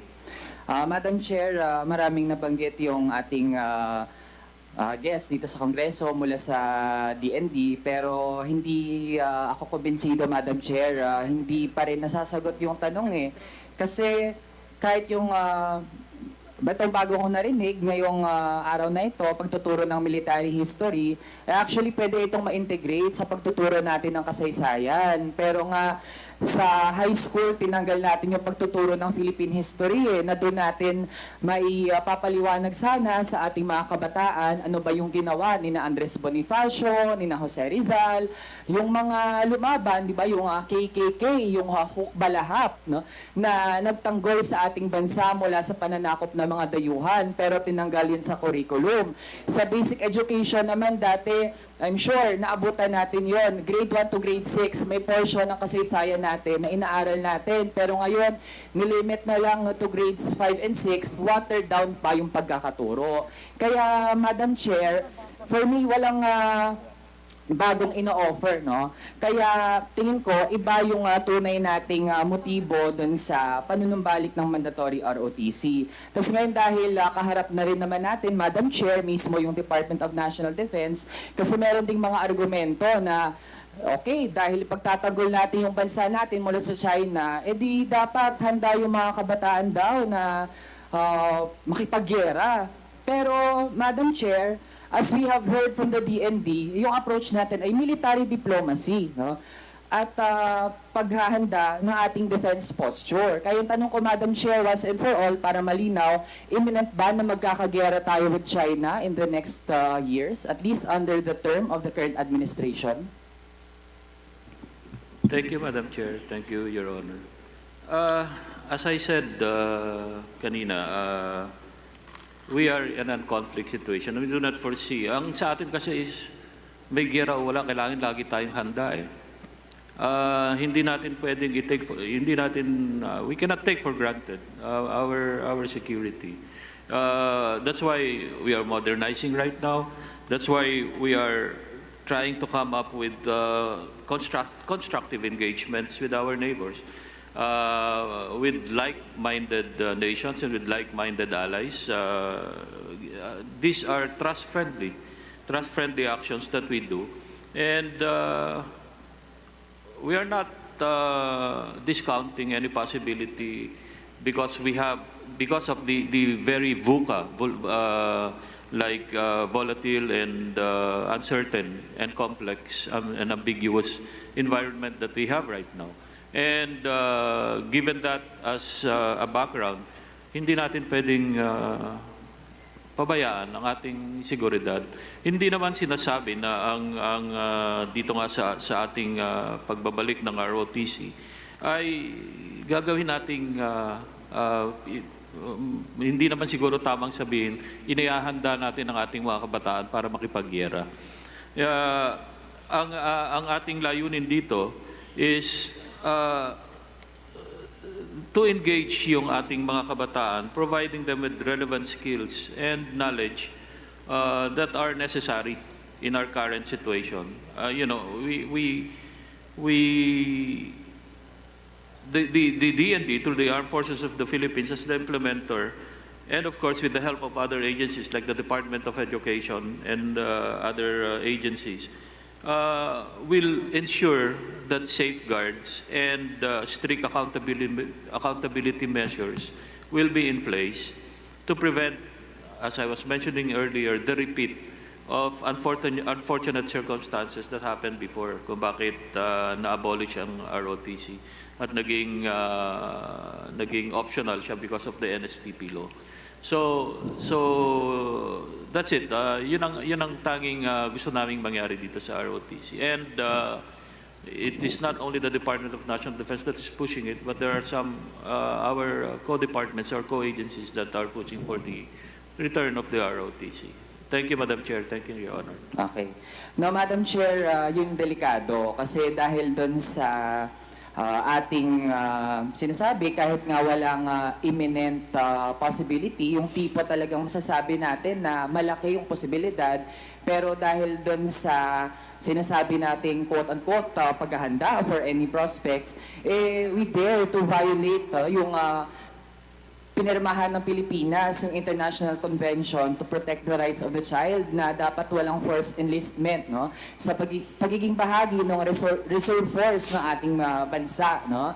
Hindi naman tayo kagaya nung ibang mga bansa na merong mandatory military training dahil technically at war sila, no. Yung Israel ay pinupulbos yung Palestine, no, tapos yung South Korea ay meron pa rin siyang ongoing na conflict with North Korea, kaya hindi applicable yung context nila.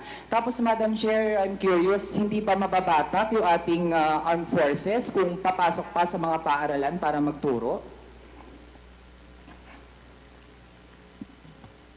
Thank you, Madam Chair, and Your Honor for that question. The answer is no. The armed forces, especially for senior high school level 11, 12, will not teach, but we will cooperate and coordinate with the Department of Education to train their personnel who will be developing our citizens, not just for national defense, but for them to realize at an early age that the youth are partners for national development. And if ever, we will call upon them to support during calamities and disasters. Ang katulad po ng sinabi kanina ni Undersecretary Madriaga, na nakikipagtulungan na po kami ngayon with DepEd and also later on with the Commission on Higher Education para tulungan po i-prepare sila sa kanilang napaka-importanting role na para ibigay dito sa ating inang bayan. At isa pong sisiguraduhin namin along with DepEd and CHED ay yung hindi na po mai-impluwensyahan ng mga ibang grupo yung ating kabataan na mag-concentrate sila sa kanilang pag-aaral at not to be radicalized by other groups to consider armed struggle and to violently overthrow the government. Thank you, Madam Chair. Okay. No, Madam Chair, mabutit namin din ng Armed Forces of the Philippines yung pagkukulang ng Commission on Higher Education kasi with the current NSTP law, pwede nang immobilize ng ating pamahalaan yung mga nakapagtapos ng NSTP. ROTC man yan, CWTS o LTS. Ibig sabihin, no, magandang makapag-usap yung ating AFP, DND, tsaka yung CHED kasi hindi ginagawa nung CHED yung kanilang trabaho. Tapos kung ipapasa na naman sa ating mga guro, itong burden, ang dami na nga nilang administrative tasks, Madam Chair, na gusto nating ma-relieve mula sa kanila, sila din pala yung ating aasahan para sa ganitong dagdag na academic load na naman. Kaya, Madam Chair, magandang mapag-isipan ito ng maayos ng ating pamahalaan given na hindi matibay yung mga batayan para ibalik yung isang mapang-abusong programa. Yun lamang, Madam Chair. Thank you very much, Representative Manuel. We now recognize via Zoom Representative Arnie Teves of Negros Oriental from the majority. Good morning. Thank you, Madam Chairman. first, I'd like to address my question to Philippine Army, Madam Chair. Tanong ko lang, meron ba kayong monitoring ng deployment ng mga tauhan niyo? The Philippine Army, Madam Chair, if they will be allowed. Please answer. Thank you, Madam Chair, Your Honor. Yes, Your Honor, meron po tayong monitoring ng deployment ng ating personnel and troops nationwide, Your Honor. Alam niyo ba nung nakaraang eleksyon sa 3rd District ng Negros Oriental, tumulong yung Army sa kalaban ko. Yung kalaban ko kasi nung eleksyon, isang military officer. Tinulungan nila at naipagbarilan pa sila sa isang kandidato ko na mayor sa Basay, Negros Oriental. Alam niyo ba yun?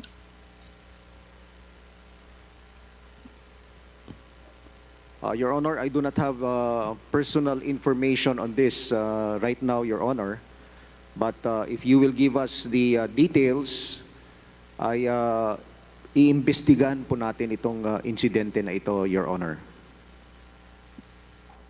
Madam Chairman, kaya ako tinanong kung meron silang monitoring, dahil dapat alam nila yon. Ibig sabihin, hindi kayo nagmumonitor.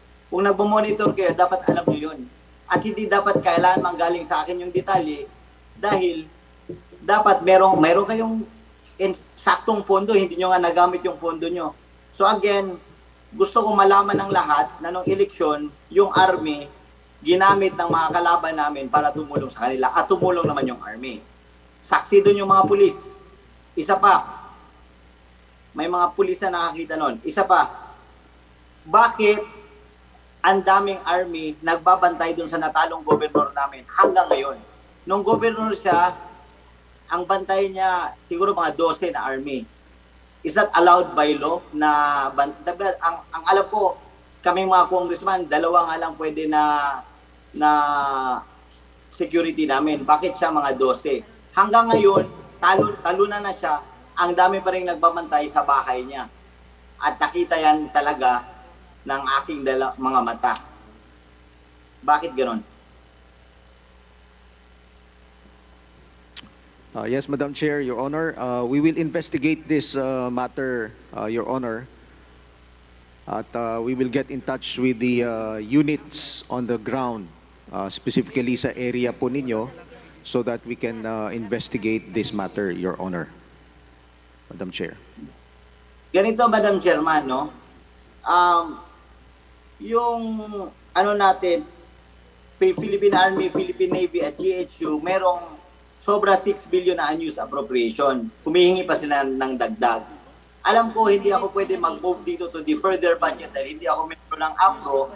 Pero bilang kasamahan nyo sa Kongreso, Madam Chairman, makikiusap ako na i-defer muna natin yung budget ng DND hanggang masagot itong mga tanong ko na ganon. Dahil, di ba, ano namang silbi ng pagsasamahan natin dyan kung hindi tayo magtutulungan at kung gagamitin lang pala yung pera ng gobyerno para tumulong sa mga private individuals or ginamit sa politika na dapat non-partisan naman yung army natin. Pwede ba yun, Madam Chairman? Madam Chair, Your Honor, thank you for that concern. We will take cognizance of the issues raised by the full congressman, and rest assured that the Department of National Defense will come up with a report on this, and I'm directing the Philippine Army to give us a comprehensive report and investigate the matter, Madam Chair. Madam Chairman, ilang beses ko na to nabanggit at parating sagot lang, we will investigate. Hanggang ngayon, gwardyado pa rin siya ng sobrang daming army. Private individual na nga. Kung ganon, kung lahat tayong politiko nag-request ng ganong kadaming army, di naubos na yung army ng buong Pilipinas para lang magbantay sa atin. Ibig ko sabihin, mali. Again, request ko, Madam Chairman, defer muna natin yung budget. Hindi ito motion dahil hindi naman ako membro dahil nagagamit nga sa pangsariling kapakanan, no? Hindi para sa pangkalahatan. Next, merong sabi na kanina na hindi military lang yung solusyon para sa insurgency. yung 6 billion na unused appropriation, dapat ginawa na lang FMR yun, di ba? So, again, meron akong resolution for 1 billion per agricultural district. Sana isa ito sa makuna ng budget para magamit doon. Next, Madam Chairman, meron pala tayong rice subsidy amounting to 1.2 billion. Saan ito pinoprocure? Locally or from foreign sources?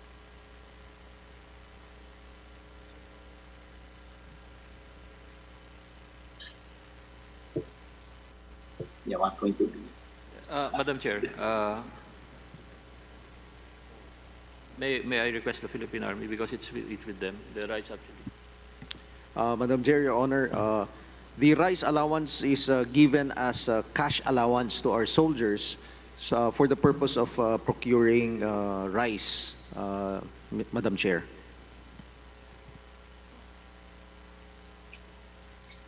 Madam Chairman, so sige, pera pala binibigay, hindi pala bigas. So okay lang 'yon. Again, yun lang talaga concern ko na sana bilang isang kasamahan ng majority, mapagbigyan naman ako na yung concern ko na i-defer muna natin yung budget hanggang ma-solve nila yon, dahil kung hindi, nagbigay lang tayo ng pera para magamit sa politika at ginagamit ng pagbantay ng private individuals yung pera ng gobyerno, which hindi naman karapat dapat. Sana lang, Madam Chairman, mapagbigyan ko ako, pero kung hindi, magagawa dahil ordinaryong membro lang ako ng Kongreso, hindi ako membro ng APRO. Thank you, Madam Chairman. Thank you, Representative Teves. Madam Chair. Thank you, Representative. Madam Chairman. Yes, Representative Teves. Yeah. Pwede ba mapagbigyan yung request ko?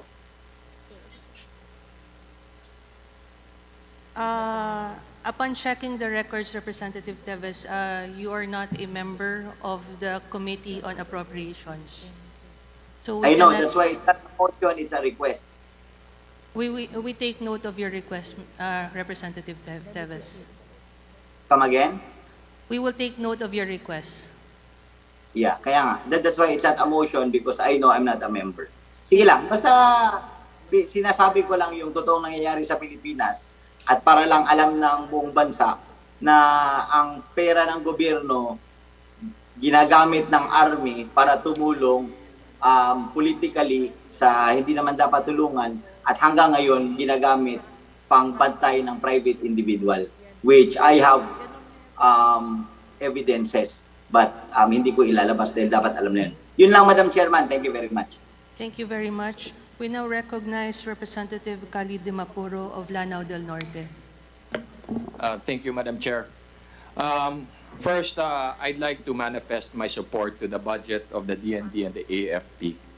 I believe that the primary duty of the government is to protect our citizens. Several times when I serve as provincial governor, we get courtesy calls from our armed forces and our PNP PDs.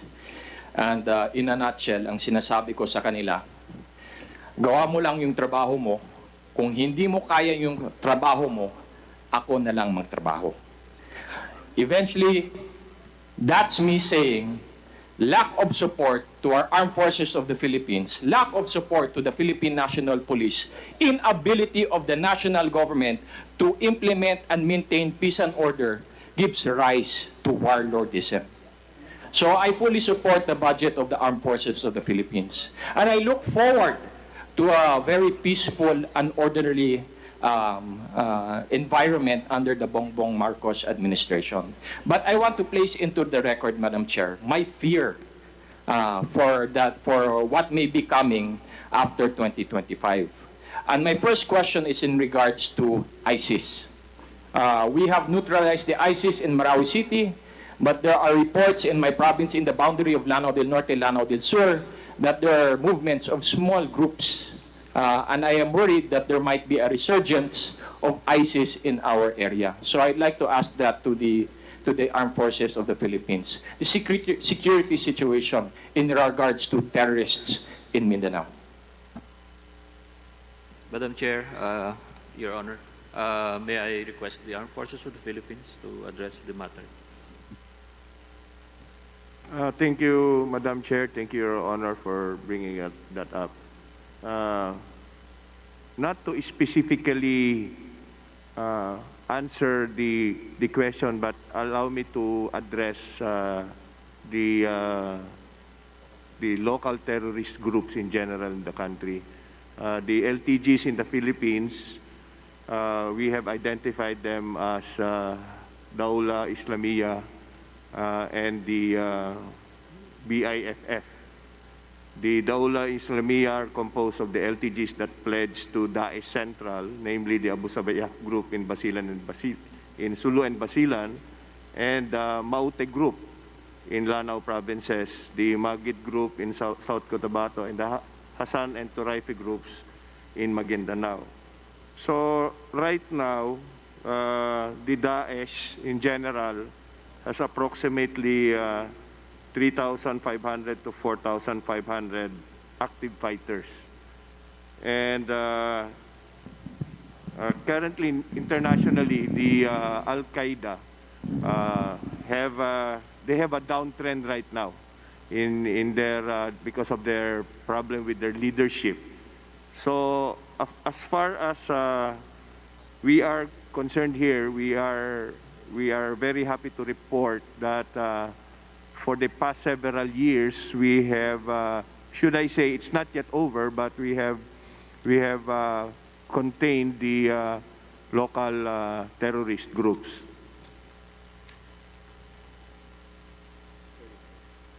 And if I may request for more details, the Commanding General of the Philippine Army to address. Thank you, Your Honor. Thank you, Madam Chair, Your Honor. Sir, I have had the privilege of working with the Honorable Dimaporo in the past, especially when I was assigned in Marawi City. And together we worked towards the decimation of this group. However, as you mentioned, sir, there's still a very small group that is operating between the boundaries of Lanao del Sur and Lanao del Norte. Pero talagang maliit na ito, sir. Previously, from a big group of around 1,000 during the Marawi siege, they were down to about 40 to 45 na lang nung nandun ako as brigade commander. Ngayon, sir, when we were able to neutralize their leader in the person of Abu Dar, he was replaced by alias Zakaria. But they do not command a very large group.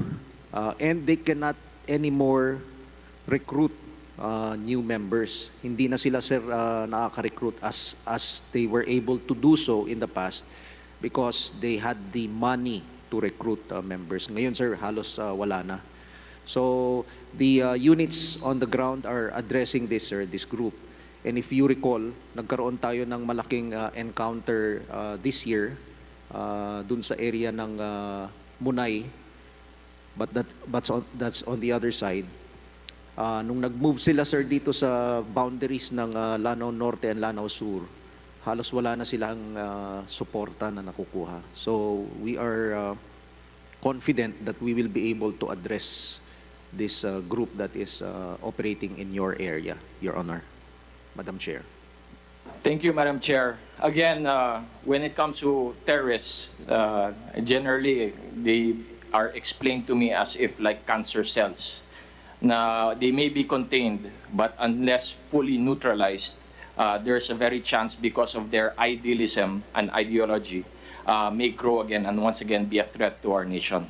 And this is another reason why I fully support the budget and the operations of the armed forces of the Philippines, because I don't want that nightmare, that experience of Marawi siege to ever happen again in the Lanao region. My second concern when it comes to peace and order in Mindanao is in regards to the MILF.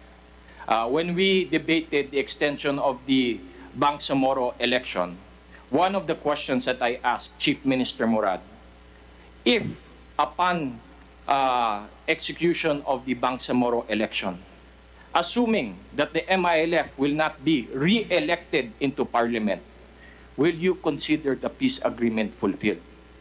His answer was a categorical no, because that was promised to us. And we have heard the marching order of our president.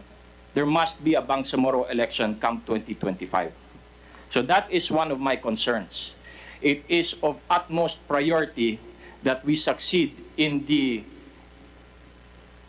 I forgot the neutral term for it, the mobilization of the MILF combatants. So I'd like to know where are we in this point? From what I understand, most of the combatants in Maguindanao have been demobilized, but in the Lanao region, specifically Commander Bravo's company, what is our status? Madam Chair, Your Honor,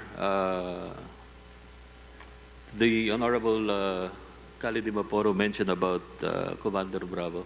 He's my best friend when I was assigned in your area, Your Honor. Since that's right, sir. I have a direct line, a direct contact with Chairman Murad and all the other members of the Parliament. And based on our discussions and even their pledge to the President that there will be an election in 2025. And all the instrumentalities of the government will have to assist the BARM in order for them to come out with this, the electoral codes, the revenue codes, and all the other compliances within this time frame. As for the decommissioning process, since the ceremonial decommissioning of the Bangsamoro Islamic Armed Force combatants in 2015, 19,345, or at least 48% of the 40,000 former combatants, yielding around 2,175, or at least 36% weapons have been decommissioned. However, some issues have been raised concerning the decommissioning processes, or the decommissioning process, and to include the delay in granting the agreed socio-economic assistance for those who lay down their arms. Some of the decommissioned personnel are not MILF members, and the assertion of some that they are rendering themselves vulnerable to other armed groups. So these are the issues. The MILF explained that they can only decommission MILF-owned weapons and not those that are personally owned by their members, and including those that they borrowed from civilians, so they claim. But in the latest development or updates to this is, since the transition authority has been extended to another 3 years, we have engagements through our armed forces, particularly our units in Western Mindanao Command and the divisions under it, to really participate, or I already gave instructions or orders to our Army units, our armed forces units, to get involved in the decommissioning process. So right now, we are now talking one unit to another unit, meaning one battalion to another base command, and to facilitate and enhance the decommissioning of firearms, because this is a very big issue. The decommissioning will not only about firearms, but it will involve units. We involve base commands to be decommissioned, and that's the target that will start within the year and will enhance it until next year. The armed forces will be heavily involved in this, Your Honor, Madam Chair. Thank you, Madam Chair, and I look forward to the time that the MILF combatants in the province of Lanao del Norte and Lanao del Sur will be fully decommissioned. Yes. And we really want them to return to mainstream Filipino society and avail of the benefits of being part of our government. And I'd like to also acknowledge the Mechanized Infantry Brigade in the province of Lanao del Norte, because they've gone out of their way as to make a development plan for MILF communities in the different municipalities of Lanao del Norte and have it approved by the RDC.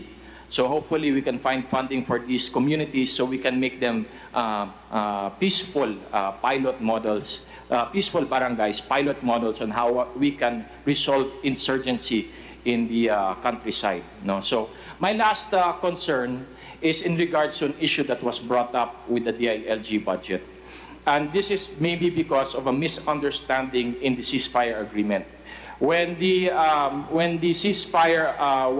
peace agreement was signed, MILF combatants in their main base, mainly in Muna and Tangkal, returned to their respective communities. And after maybe 2, 3 years, 4 years, especially after the Bangsamoro Organic Law was enacted into law, we all of a sudden saw flags declaring camps in Matungao, camps in Tagaluan, camps in Nunungan, camps in Salvador, camps in Tubod. And this is a misinterpretation, because in the MILF side, when there is a camp, there must be prior coordination before the AFP or the PNP can enter the area. But as far as the stand of the AFP in Lanao del Norte is concerned, the local chief executives of Lanao del Norte is concerned, the PNP and apparently even the DILG is concerned, those are not MILF camps. Those are simply MILF communities. We have sent our position to, I think, the joint, body, security body, but there has been no feedback. So we hope that this can be settled so there will be a clear direction, clear directive to our men on the ground that those communities are not camps and they don't have sanctity of, the ability to prevent our security forces and police forces from entering those barangays and areas when we try to do our duties. So that's my last manifestation. Maybe I can get a reaction from the DND. Thank you for the time to interpolate, Madam Chair. Thank you, Madam Chair. Thank you, Your Honor. In our last meeting with OPAP Group, the Office of the Presidential Advisor on Peace Process and Reconciliation, one of the issues that came up was this sprouting of, as mentioned by the Honorable Congressman from Lanao del Norte, the sprouting of MILF and even MNLF communities, which are not allowed according to OPAP. We take the Armed Forces of the Philippines and Department of National Defense implements whatever the agreements that that were agreed upon during the peace process, and we implement this. We will take note of this concern about because we have addressed those that sprouted in Maguindanao. Because the issue then, when we were discussing the extension of the transition authority, is these camps that came out in Maguindanao and even the boundary of Davao region, and it was addressed, and we have stern directives to our units not to allow this. And it's good that the good congressman raised this, and we will take cognizance of this, and we will address this, Your Honor, Madam Chair. Thank you very much, Representative De Maporo. We now recognize from the majority Representative Jervel Luistro via Zoom, who is from Batangas.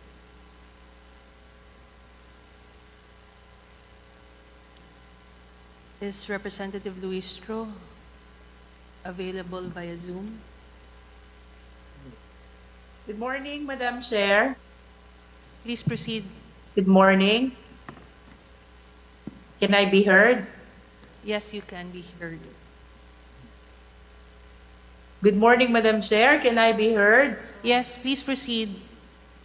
Yes, and good morning to our distinguished colleagues and of course to our guests from the Department of National Defense for my interpellations, for us to have a clear understanding of the capacity of the AFP to engage in armed conflict or war. May we be enlightened on the current number, size, volume of armed personnel, tanks, firearms and ammunitions, military choppers, military ships, and military trucks. Madam Chair. Madam Chair, thank you, Your Honor. May we request that if we could just submit, because we cannot discuss this in, some of these are operational matters, and may we request for if we will discuss about operational matters, the numbers, the ammunitions, the armaments, maybe could be done in executive session, or we might submit the requirement of the good congressman. Thank you, ma'am. Thank you. Madam Chair, I understand the predicament of our good speaker, and I respectfully submit to his request that a written response perhaps be submitted instead to the Committee on Appropriations, furnish this representation, Madam Chair. However, the first question is somehow related to the next question, so I hope that our speaker will be able to shed light on this. If I may proceed, Madam Chair. Of course, nobody would ever want to engage in an armed conflict or war except perhaps the superpower countries. However, it is an occurrence where consent is not normally solicited. If I may raise this question, Madam Chair, in the scale of 1 to 10, what is our capacity to engage in an armed conflict? Madam Chair? Yes, Madam Chair, Your Honor. If we talk about local threats, we are 100% ready, Your Honor. But first, we have right now, we continuously build up our capabilities. But as I said, and I will emphasize that we are in a non-conflict situation. The department is pursuing, as I said, military diplomacy and constructive engagements.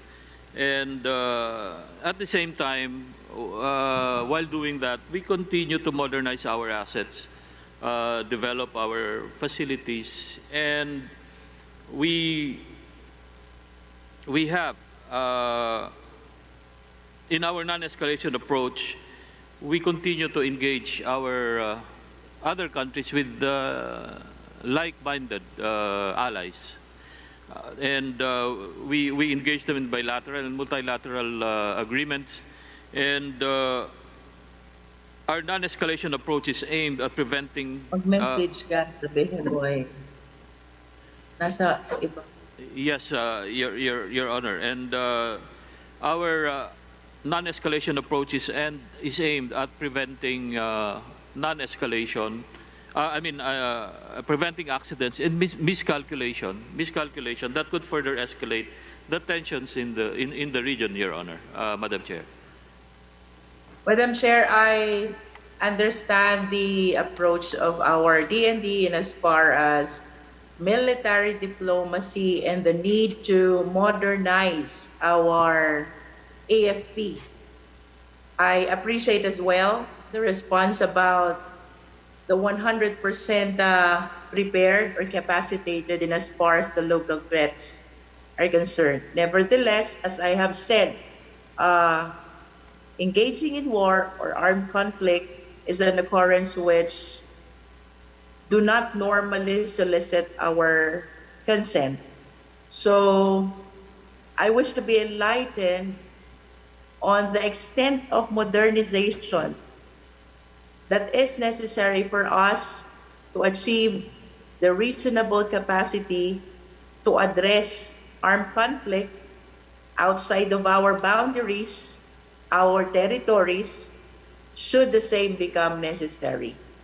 Madam Chair. Thank you, Madam Chair. Thank you, Your Honor. While we acknowledge we acknowledge the military capabilities of other countries are far more advanced than ours, we are not deterred from defending our national interest and our dignity as a people with all that we have at our disposal.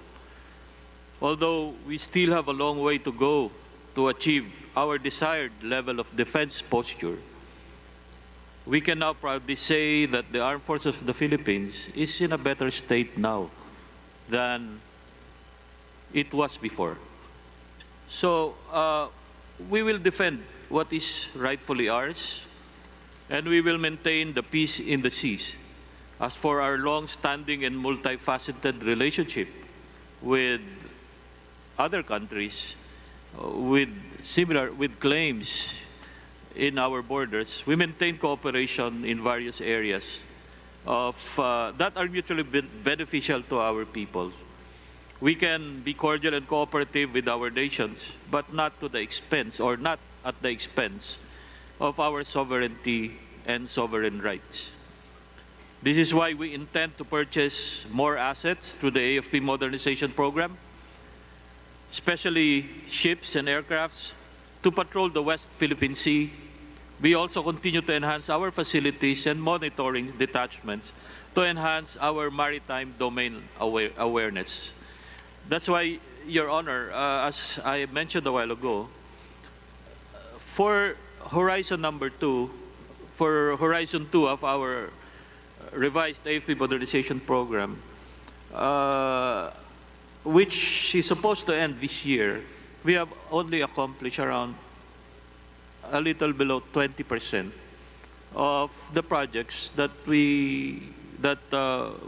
were programmed for Horizon 2. And we will continue to build up. As I said, we have conducted the review already and reprioritize all the other modernization projects for Horizon 3. Madam Chair, Your Honor. Yes, Madam Chair, we strongly acknowledge the predicament of our Department of National Defense, and it is really lamenting that in their desired modernization, they are able to accomplish only up to 20% of their target. So if I may just manifest my strongest support to our Department of National Defense, not because we are intending or interested to engage in an armed conflict, because definitely not, but we need to have some sense of security that our DND has the capacity to protect our territory, to protect our citizens. And I wish to appeal to my fellow colleagues of the Committee on Appropriations, if there's still chance to increase the budget of DND, particularly their modernization program, I hope we pay ample attention to this, Madam Chair. If I may proceed to my next question, Madam Chair, on Anti-Hazing Act of 2018, after the hazing incident which resulted to the demise of Darwin Dormitorio, a PMA cadet, how does PMA address now the regulation or prohibition of hazing activities in the Philippine Military Academy? Madam Chair. Madam Chair. Yes, Madam Chair, Your Honor. We have in our midst right now the former Commandant of Cadets, right immediately after the incident that was being mentioned by the Honorable Congresswoman from Batangas. May we call, if I may be allowed, Madam Chair, to give the floor to General Romeo Browner, the then Commandant of Cadets of the Philippine Military Academy, and now the Commanding General of the Philippine Army. Thank you, Madam Chair, Your Honor. I have had the privilege of serving the Philippine Military Academy as the Commandant of Cadets immediately after the death of Cadet Dormitorio. And since that time, the Department of National Defense has instituted a lot of reforms within the Philippine Military Academy that led to the total eradication of hazing, Your Honor. Right now, we are proud to announce that there is no more hazing at the Philippine Military Academy. Some of the initiated actions ordered by the Department of National Defense Secretary Lorenzana are the following: the segregation of the barracks or the dormitory of the whole cadet corps, separating the freshmen from the rest of the upperclassmen in the cadet corps, the continuous indoctrination of pertinent laws and regulations such as the anti-hazing law to all cadets, the empowering of the first-class cadets to report their upperclassmen, no, the empowering of the first-year cadets to report their upperclassmen, as well as giving emphasis on critical thinking as followers in different leadership and followership theories, and the sustained leveling among the personnel handling the cadet corps with emphasis on the honor code and the regulations of the cadet corps, Your Honor.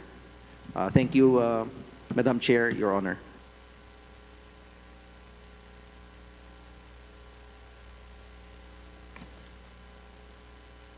Representative Luistro, are you still there?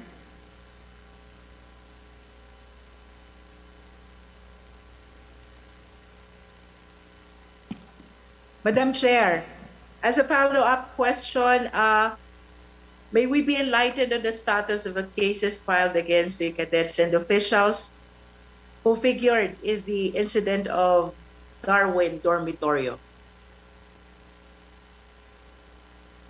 Madam Chair? Madam Chair, Your Honor. Madam Chair? Yes, Your Honor. Yes. We also have the former superintendent, newly retired superintendent of the Philippine Military Academy, immediately after that case happened. May we acknowledge, if we may be allowed to call on the NDCP President, General Cartoano. Please proceed. Yes, Your Honor. When I was still the superintendent before of the Philippine Military Academy, I retired last June. Those involved in the dormitory case have been presently all the cadets involved in the hazing and maltreatment case of dormitory are now incarcerated still in ISAP facility.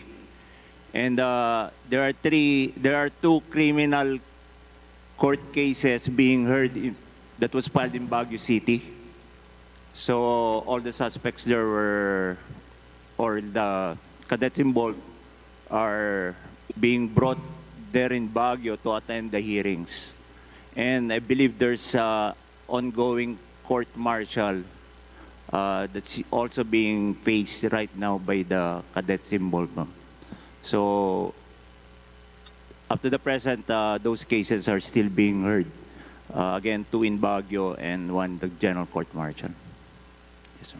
Yes, Madam Chair, for families who wish to send their children to the Philippine Military Academy, can we have a brief statement of our resource speakers on what assurance can we provide to them that similar incidents will not happen again?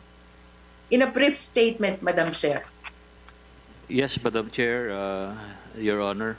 The unfortunate incident really shook up the defense establishment, particularly the Philippine Military Academy and the Armed Forces of the Philippines. And we have instituted a lot of reforms as a result of this incident. I received a report just lately that the survival of our plebes right now is close to almost 98%. And most of this, and there are 0 hazing cases that were reported for the past year or two. So we can assure the public, particularly the parents that want to send their children to the Philippine Military Academy, that the Philippine Military Academy remains as the premier military institution, at least in this part of the region. And we can assure that their sons and daughters will be taken care of and will be given the premium education at the Philippine Military Academy. Madam Chair, Your Honor. Madam Chair, we commend our honorable speaker for a strong commitment that he has expressed to the family and their children to be made. For our next concern, the President has pronounced during SONA that we will not let go even an inch of our territory. How do we conduct Navy patrol without triggering China to use force against our Navy personnel? Madam Chair. The Chair would like to respectfully remind Representative Luistro that your time has expired, but I would like the department to answer to her last question, please. Madam Chair, if may be allowed to give it to the Philippine Navy. Madam Chair, Your Honors, all our the Philippine Navy provides the naval assets required by our unified command, the Western Command, in order for them to conduct our naval patrols. And in all of their naval patrols, they are given the necessary directives and the necessary policies to follow to ensure that there will be no miscalculations or part. We assure Your Honors, Madam Chair, that whenever we do our patrols, it is in accordance with the accepted policies and in accordance with the Code of Unplanned Encounters at Sea. All of this within the ambit of law and international law and policies, Your Honors, Madam Chair. Madam Chair, can I have one last parochial concern? 15 seconds, Madam Chair. Please wrap up, Representative Luistro. Yes, Madam Chair. If I may proceed, can we be enlightened on the insurgencies that took place in Barangay Bignay and Kalumpit? That is in the municipality of Lubo, Batangas, part of the legislative district of this representation. Madam Chair, that would be my last question.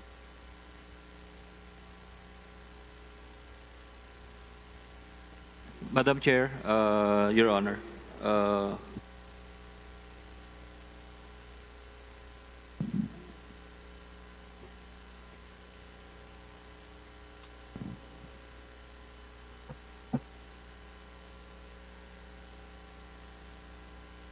Madam Chair, yes, I've seen the report about what happened in those parts in Batangas, and we have directed our Southern Luzon Command to address these concerns. Particularly, it happened in the province of Batangas. For a long time, there had been relative peace in this province, and we're looking into the possibilities of the movements of the communist terrorist groups in these areas. And we have already directed our units through the Armed Forces of the Philippines, the Philippine Army, and all the other major services, because the Air Force is also in Batangas, to look into it and immediately address if ever there are signs or there are indicators of renewed activities of the CTGs or the communist terrorist groups in the area. Madam Chair, Your Honor.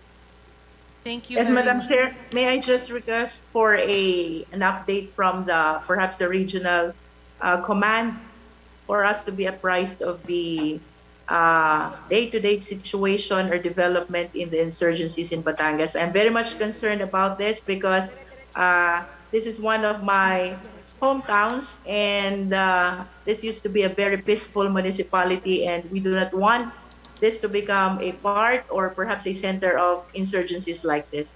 That would be all, Madam Chair, and thank you. Thank you very much. We now recognize from the majority, Representative Zia Alonto Adjong from Lanao del Sur.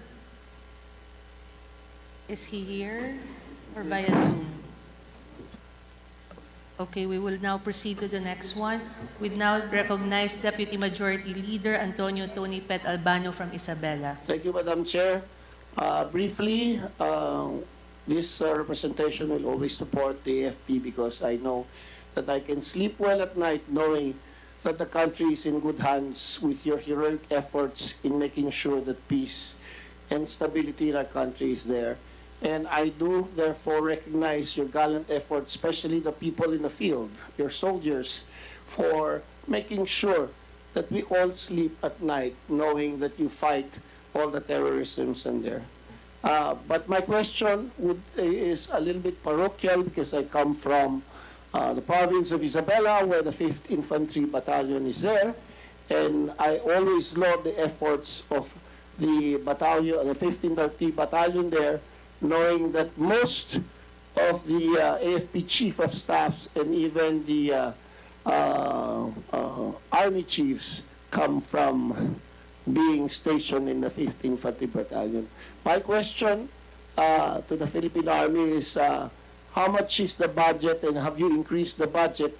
Because they always ask me about sponsoring a lot of events so that we can create the canteens and the problems that we have in the 5th Infantry Division. Madam Chair. Thank you, Madam Chair. Thank you, Your Honor. May we refer to the Commanding General, Philippine Army? Thank you, Madam Chair, Your Honor. Right now, I do not have the breakdown of the Army budget specifically for the 5th Infantry Division, Your Honor. But let me try to get the specific amounts, details, Your Honor. While you are doing that, General Browner, and I recognize your gallantry and efforts in improving the 5th Infantry Battalion, may I also ask for expediency's purposes, because I have 4 coastal towns that are really hard to get through. There's no roads that are linking them except for Dinapigi, but my coastal town of Macunacon, Divilacan, and Palanan are hard to reach, and we're still trying to construct the Ilagan to Divilacan road that will open and pave way for us to make sure that there is peace and order there. And if you remember your history, Palanan is the area where binagsakan ng mga madaming illegal firearms that would fight our government and destabilize our country. And therefore, may I ask also if you have increased the budget for the Coast Guards and the detachments that are in those areas so that we can, one, minimize the incursions of a lot of insurgents, second, maintain the peace and order, and make sure also that as custodial representatives to guard our forests, you will also be able to help us manage the cutting of the trees in the largest virgin forest in the Philippines. Madam Chair. Madam Chair, Your Honor, thank you very much for that question, Your Honor. Unfortunately for the budget of the Coast Guard, sir, we don't have any hand on that because the Coast Guard is under the Department of Transportation. For us, it's the Philippine Navy. Then the Philippine Navy then, I stand corrected, Mr. Chair. Yes, sir. Madam Chair. Yes, sir. The area, the province of Isabela have gained much success when it comes to counterinsurgency. I was assigned in those areas when I was a junior officer and spent a lot of time crossing Sierra Madre. And as compared to the situation before to the situation now, it is, we are happy to see that there were lots of improvements and success when it comes to counterinsurgency operations. As mentioned by the good congressman, the 5th Infantry Division really had a hand on the improvement of the peace and order situation in those areas. The detachments and per my experience when I was still in the service, I was the Chief of the Army and the Chief of Staff of the Armed Forces of the Philippines.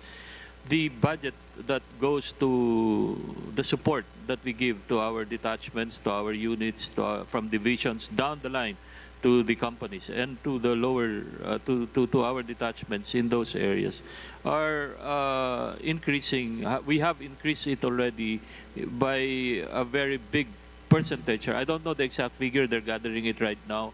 And if the concern of the good congressman about requests from our units regarding some activities that they request from you, we assure you that those units have been supported by the higher headquarters, and it is within the good. I mean, for the good congressman to just. I'm not saying to deny the request. Thank you. Just to then submit, Yusek Faustino, Madam Chair, all the queries that I have for exigency, for to expedite this hearing process, because oras de peligro tayo, and we will have our lunch break after my interpolation. But another request that I would like to make is that maybe if you can expand the Philippine Navy in Palanan itself, knowing very well that because of the intrusions in the CSCs, baka yung malampaya, or rather the Benham Rice that has full potentials should be fully guarded. And this is another hot spot if the 9-dash line becomes 10-dash lines and include the eastern seaboard of the provinces of Cagayan, Isabela, Quezon, and of course, what is the other province?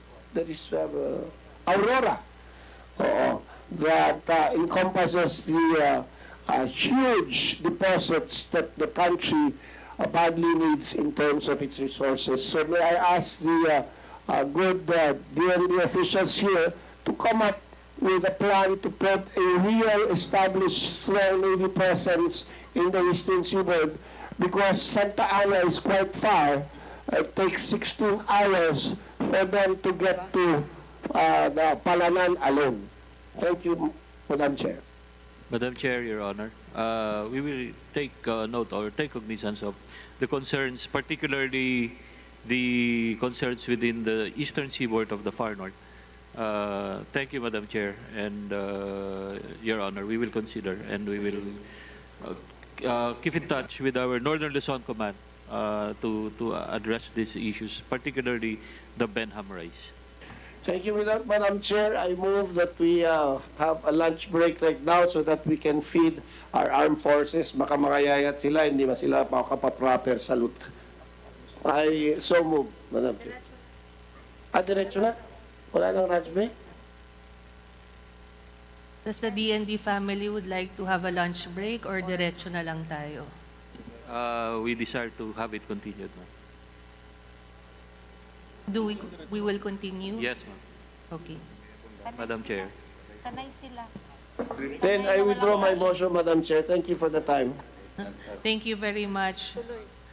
We now recognize Deputy Speaker Isidro Ungab of Davao City.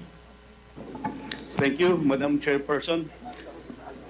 First of all, I would like to express my full support to the AFP and DND family, and of course your budget.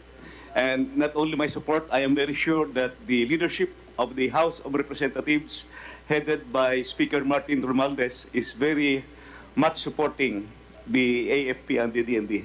We are lucky to have with us also this morning to give her full support the former Commander-in-Chief of the Armed Forces of the Philippines, former President Gloria Macapagal Arroyo, who is joining us to give her full support also of your budget. Sir, maayong buntag, then I only have one question. May I ask if when was the last time we ever had the mobilization of our reserve force? Full mobilization or partial mobilization? I am asking this question because of recent developments in Europe and, of course, in the West Philippine Sea. May we know, or can you please apprise this committee as to the capability and the readiness of our reserve force? That's my question, Madam Chairman.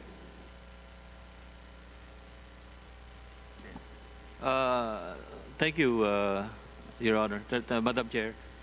We only have had selective mobilization. This happened during the Typhoon Yolanda and during the Marawi crisis, Your Honor, Madam Chair. We don't have full mobilization. No full mobilization yet, as Your Honor. Yes, sir. Just want to express my full support. I think it's identified in one of your trusts, the reserve force development in whatever way. If by legislation, I think we really have to update already our ROTC program, considering that it became optional in the past, and I think it's still in the present. So hopefully, if we could come up with a very good ROTC program at the tertiary level, then it could also help boost the reserve force of the AFP. So yun lang po. And thank you very much, Mr. Chairman. Thank you to the AFP and DND family. Madam Chair, thank you very much for... We now recognize Representative Ernesto Junicio Jr. from Manila. Thank you, Madam Chair. I'd just like to say, to begin with, that it's an honor and a privilege to be in front of such distinguished gentlemen of the Department of National Defense and the Armed Forces of the Philippines. Nais ko na rin pong sabihin kasi yung tatay ko po ay PMAyer. Kaya ako po ay lumaki na nakikita ko po ang sakripisyo ng mga sundalo at general natin. Kaya po, asahan niyo po ang buong suporta ng ibang lingkod ninyo sa Department of National Defense na pondo. Kaya ako nun po may kaunting katanungan lang na baka po makatulong sa security ng ating bansa. Yung una po, meron po ba tayong pagdating sa ating mga ammunition, meron po ba tayong pamamaraan ng pagbabantay kung saan po napupunta yung ating mga ammunition para sa ating military?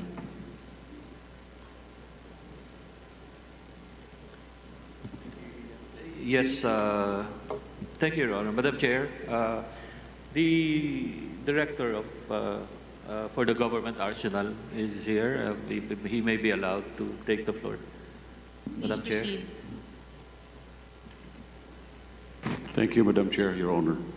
I was formerly, before I retired, I was formerly the commander of the AFP Munitions Control Center, and we have mechanisms to monitor, to safeguard where the ammunitions are going.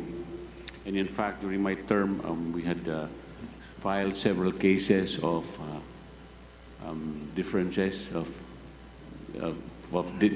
negligence of duty to some soldiers who have not carefully accounted their ammunition. In the government arsenal, Mr. Chairman, we have, Madam Chair, sorry, Your Honor, we have a mechanism by which we can trace the ammunition that is produced by the government arsenal by way of laser marking, marking the ammunition, which can rarely be seen by the naked eye, but they're embedded in the ammunition that we produce. Thank you, Mr. Chair. That's a very good, thank you, Madam Chair. It's a very good system, and I know of this system, Your Honor. But there are some reports given to this humble representation, if I may share it to you, that there are some ammunitions in arsenal that has been circulating in the private sector regarding the ammunition for the Department of National Defense. Sa akin lang po, na alam ko po na ginagawa ng lahat ng DND ang pamamaraan para mabantayan ito. But it is imperative that we know and understand and investigahan further yung mga reports po ng mga nawawala nating ammunition. I'm sure that the DND and the Secretary of National Defense know of these things. It is just a friendly and gentle reminder from this humble representation that we should really take care of this kasi pondo po ng bayan. At the same time, kulang po tayo ng mga kagamitan. Sayang po na kung yung iba nating mga ammunition ay mapupunta lamang po sa mga hindi tamang tao. Just a reminder. And second question po, Your Honor, ang DND po ba ay gumagamit din ng Zoom katulad po namin dito sa Kongreso? Yes, Madam Chair. Yes, Your Honor. We use Zoom, but we also use some other platforms when we discuss some serious matters on national security. But for administrative and some other conferences and discussions, the Zoom is very accessible for us. Yes, Your Honor. The reason for my question is, meron po ba tayong safeguards that we put ng DND sa Zoom? Kasi ito po ay personal na katanungan ko lang at personal na obserbasyon. Marami pong ahensya ng ating gobyerno at gaya po ng sinabi nyo doon sa ibang administrative meetings ng DND, ay gumagamit po tayo ng Zoom. Is Zoom a safe platform, for the record, coming from the DND?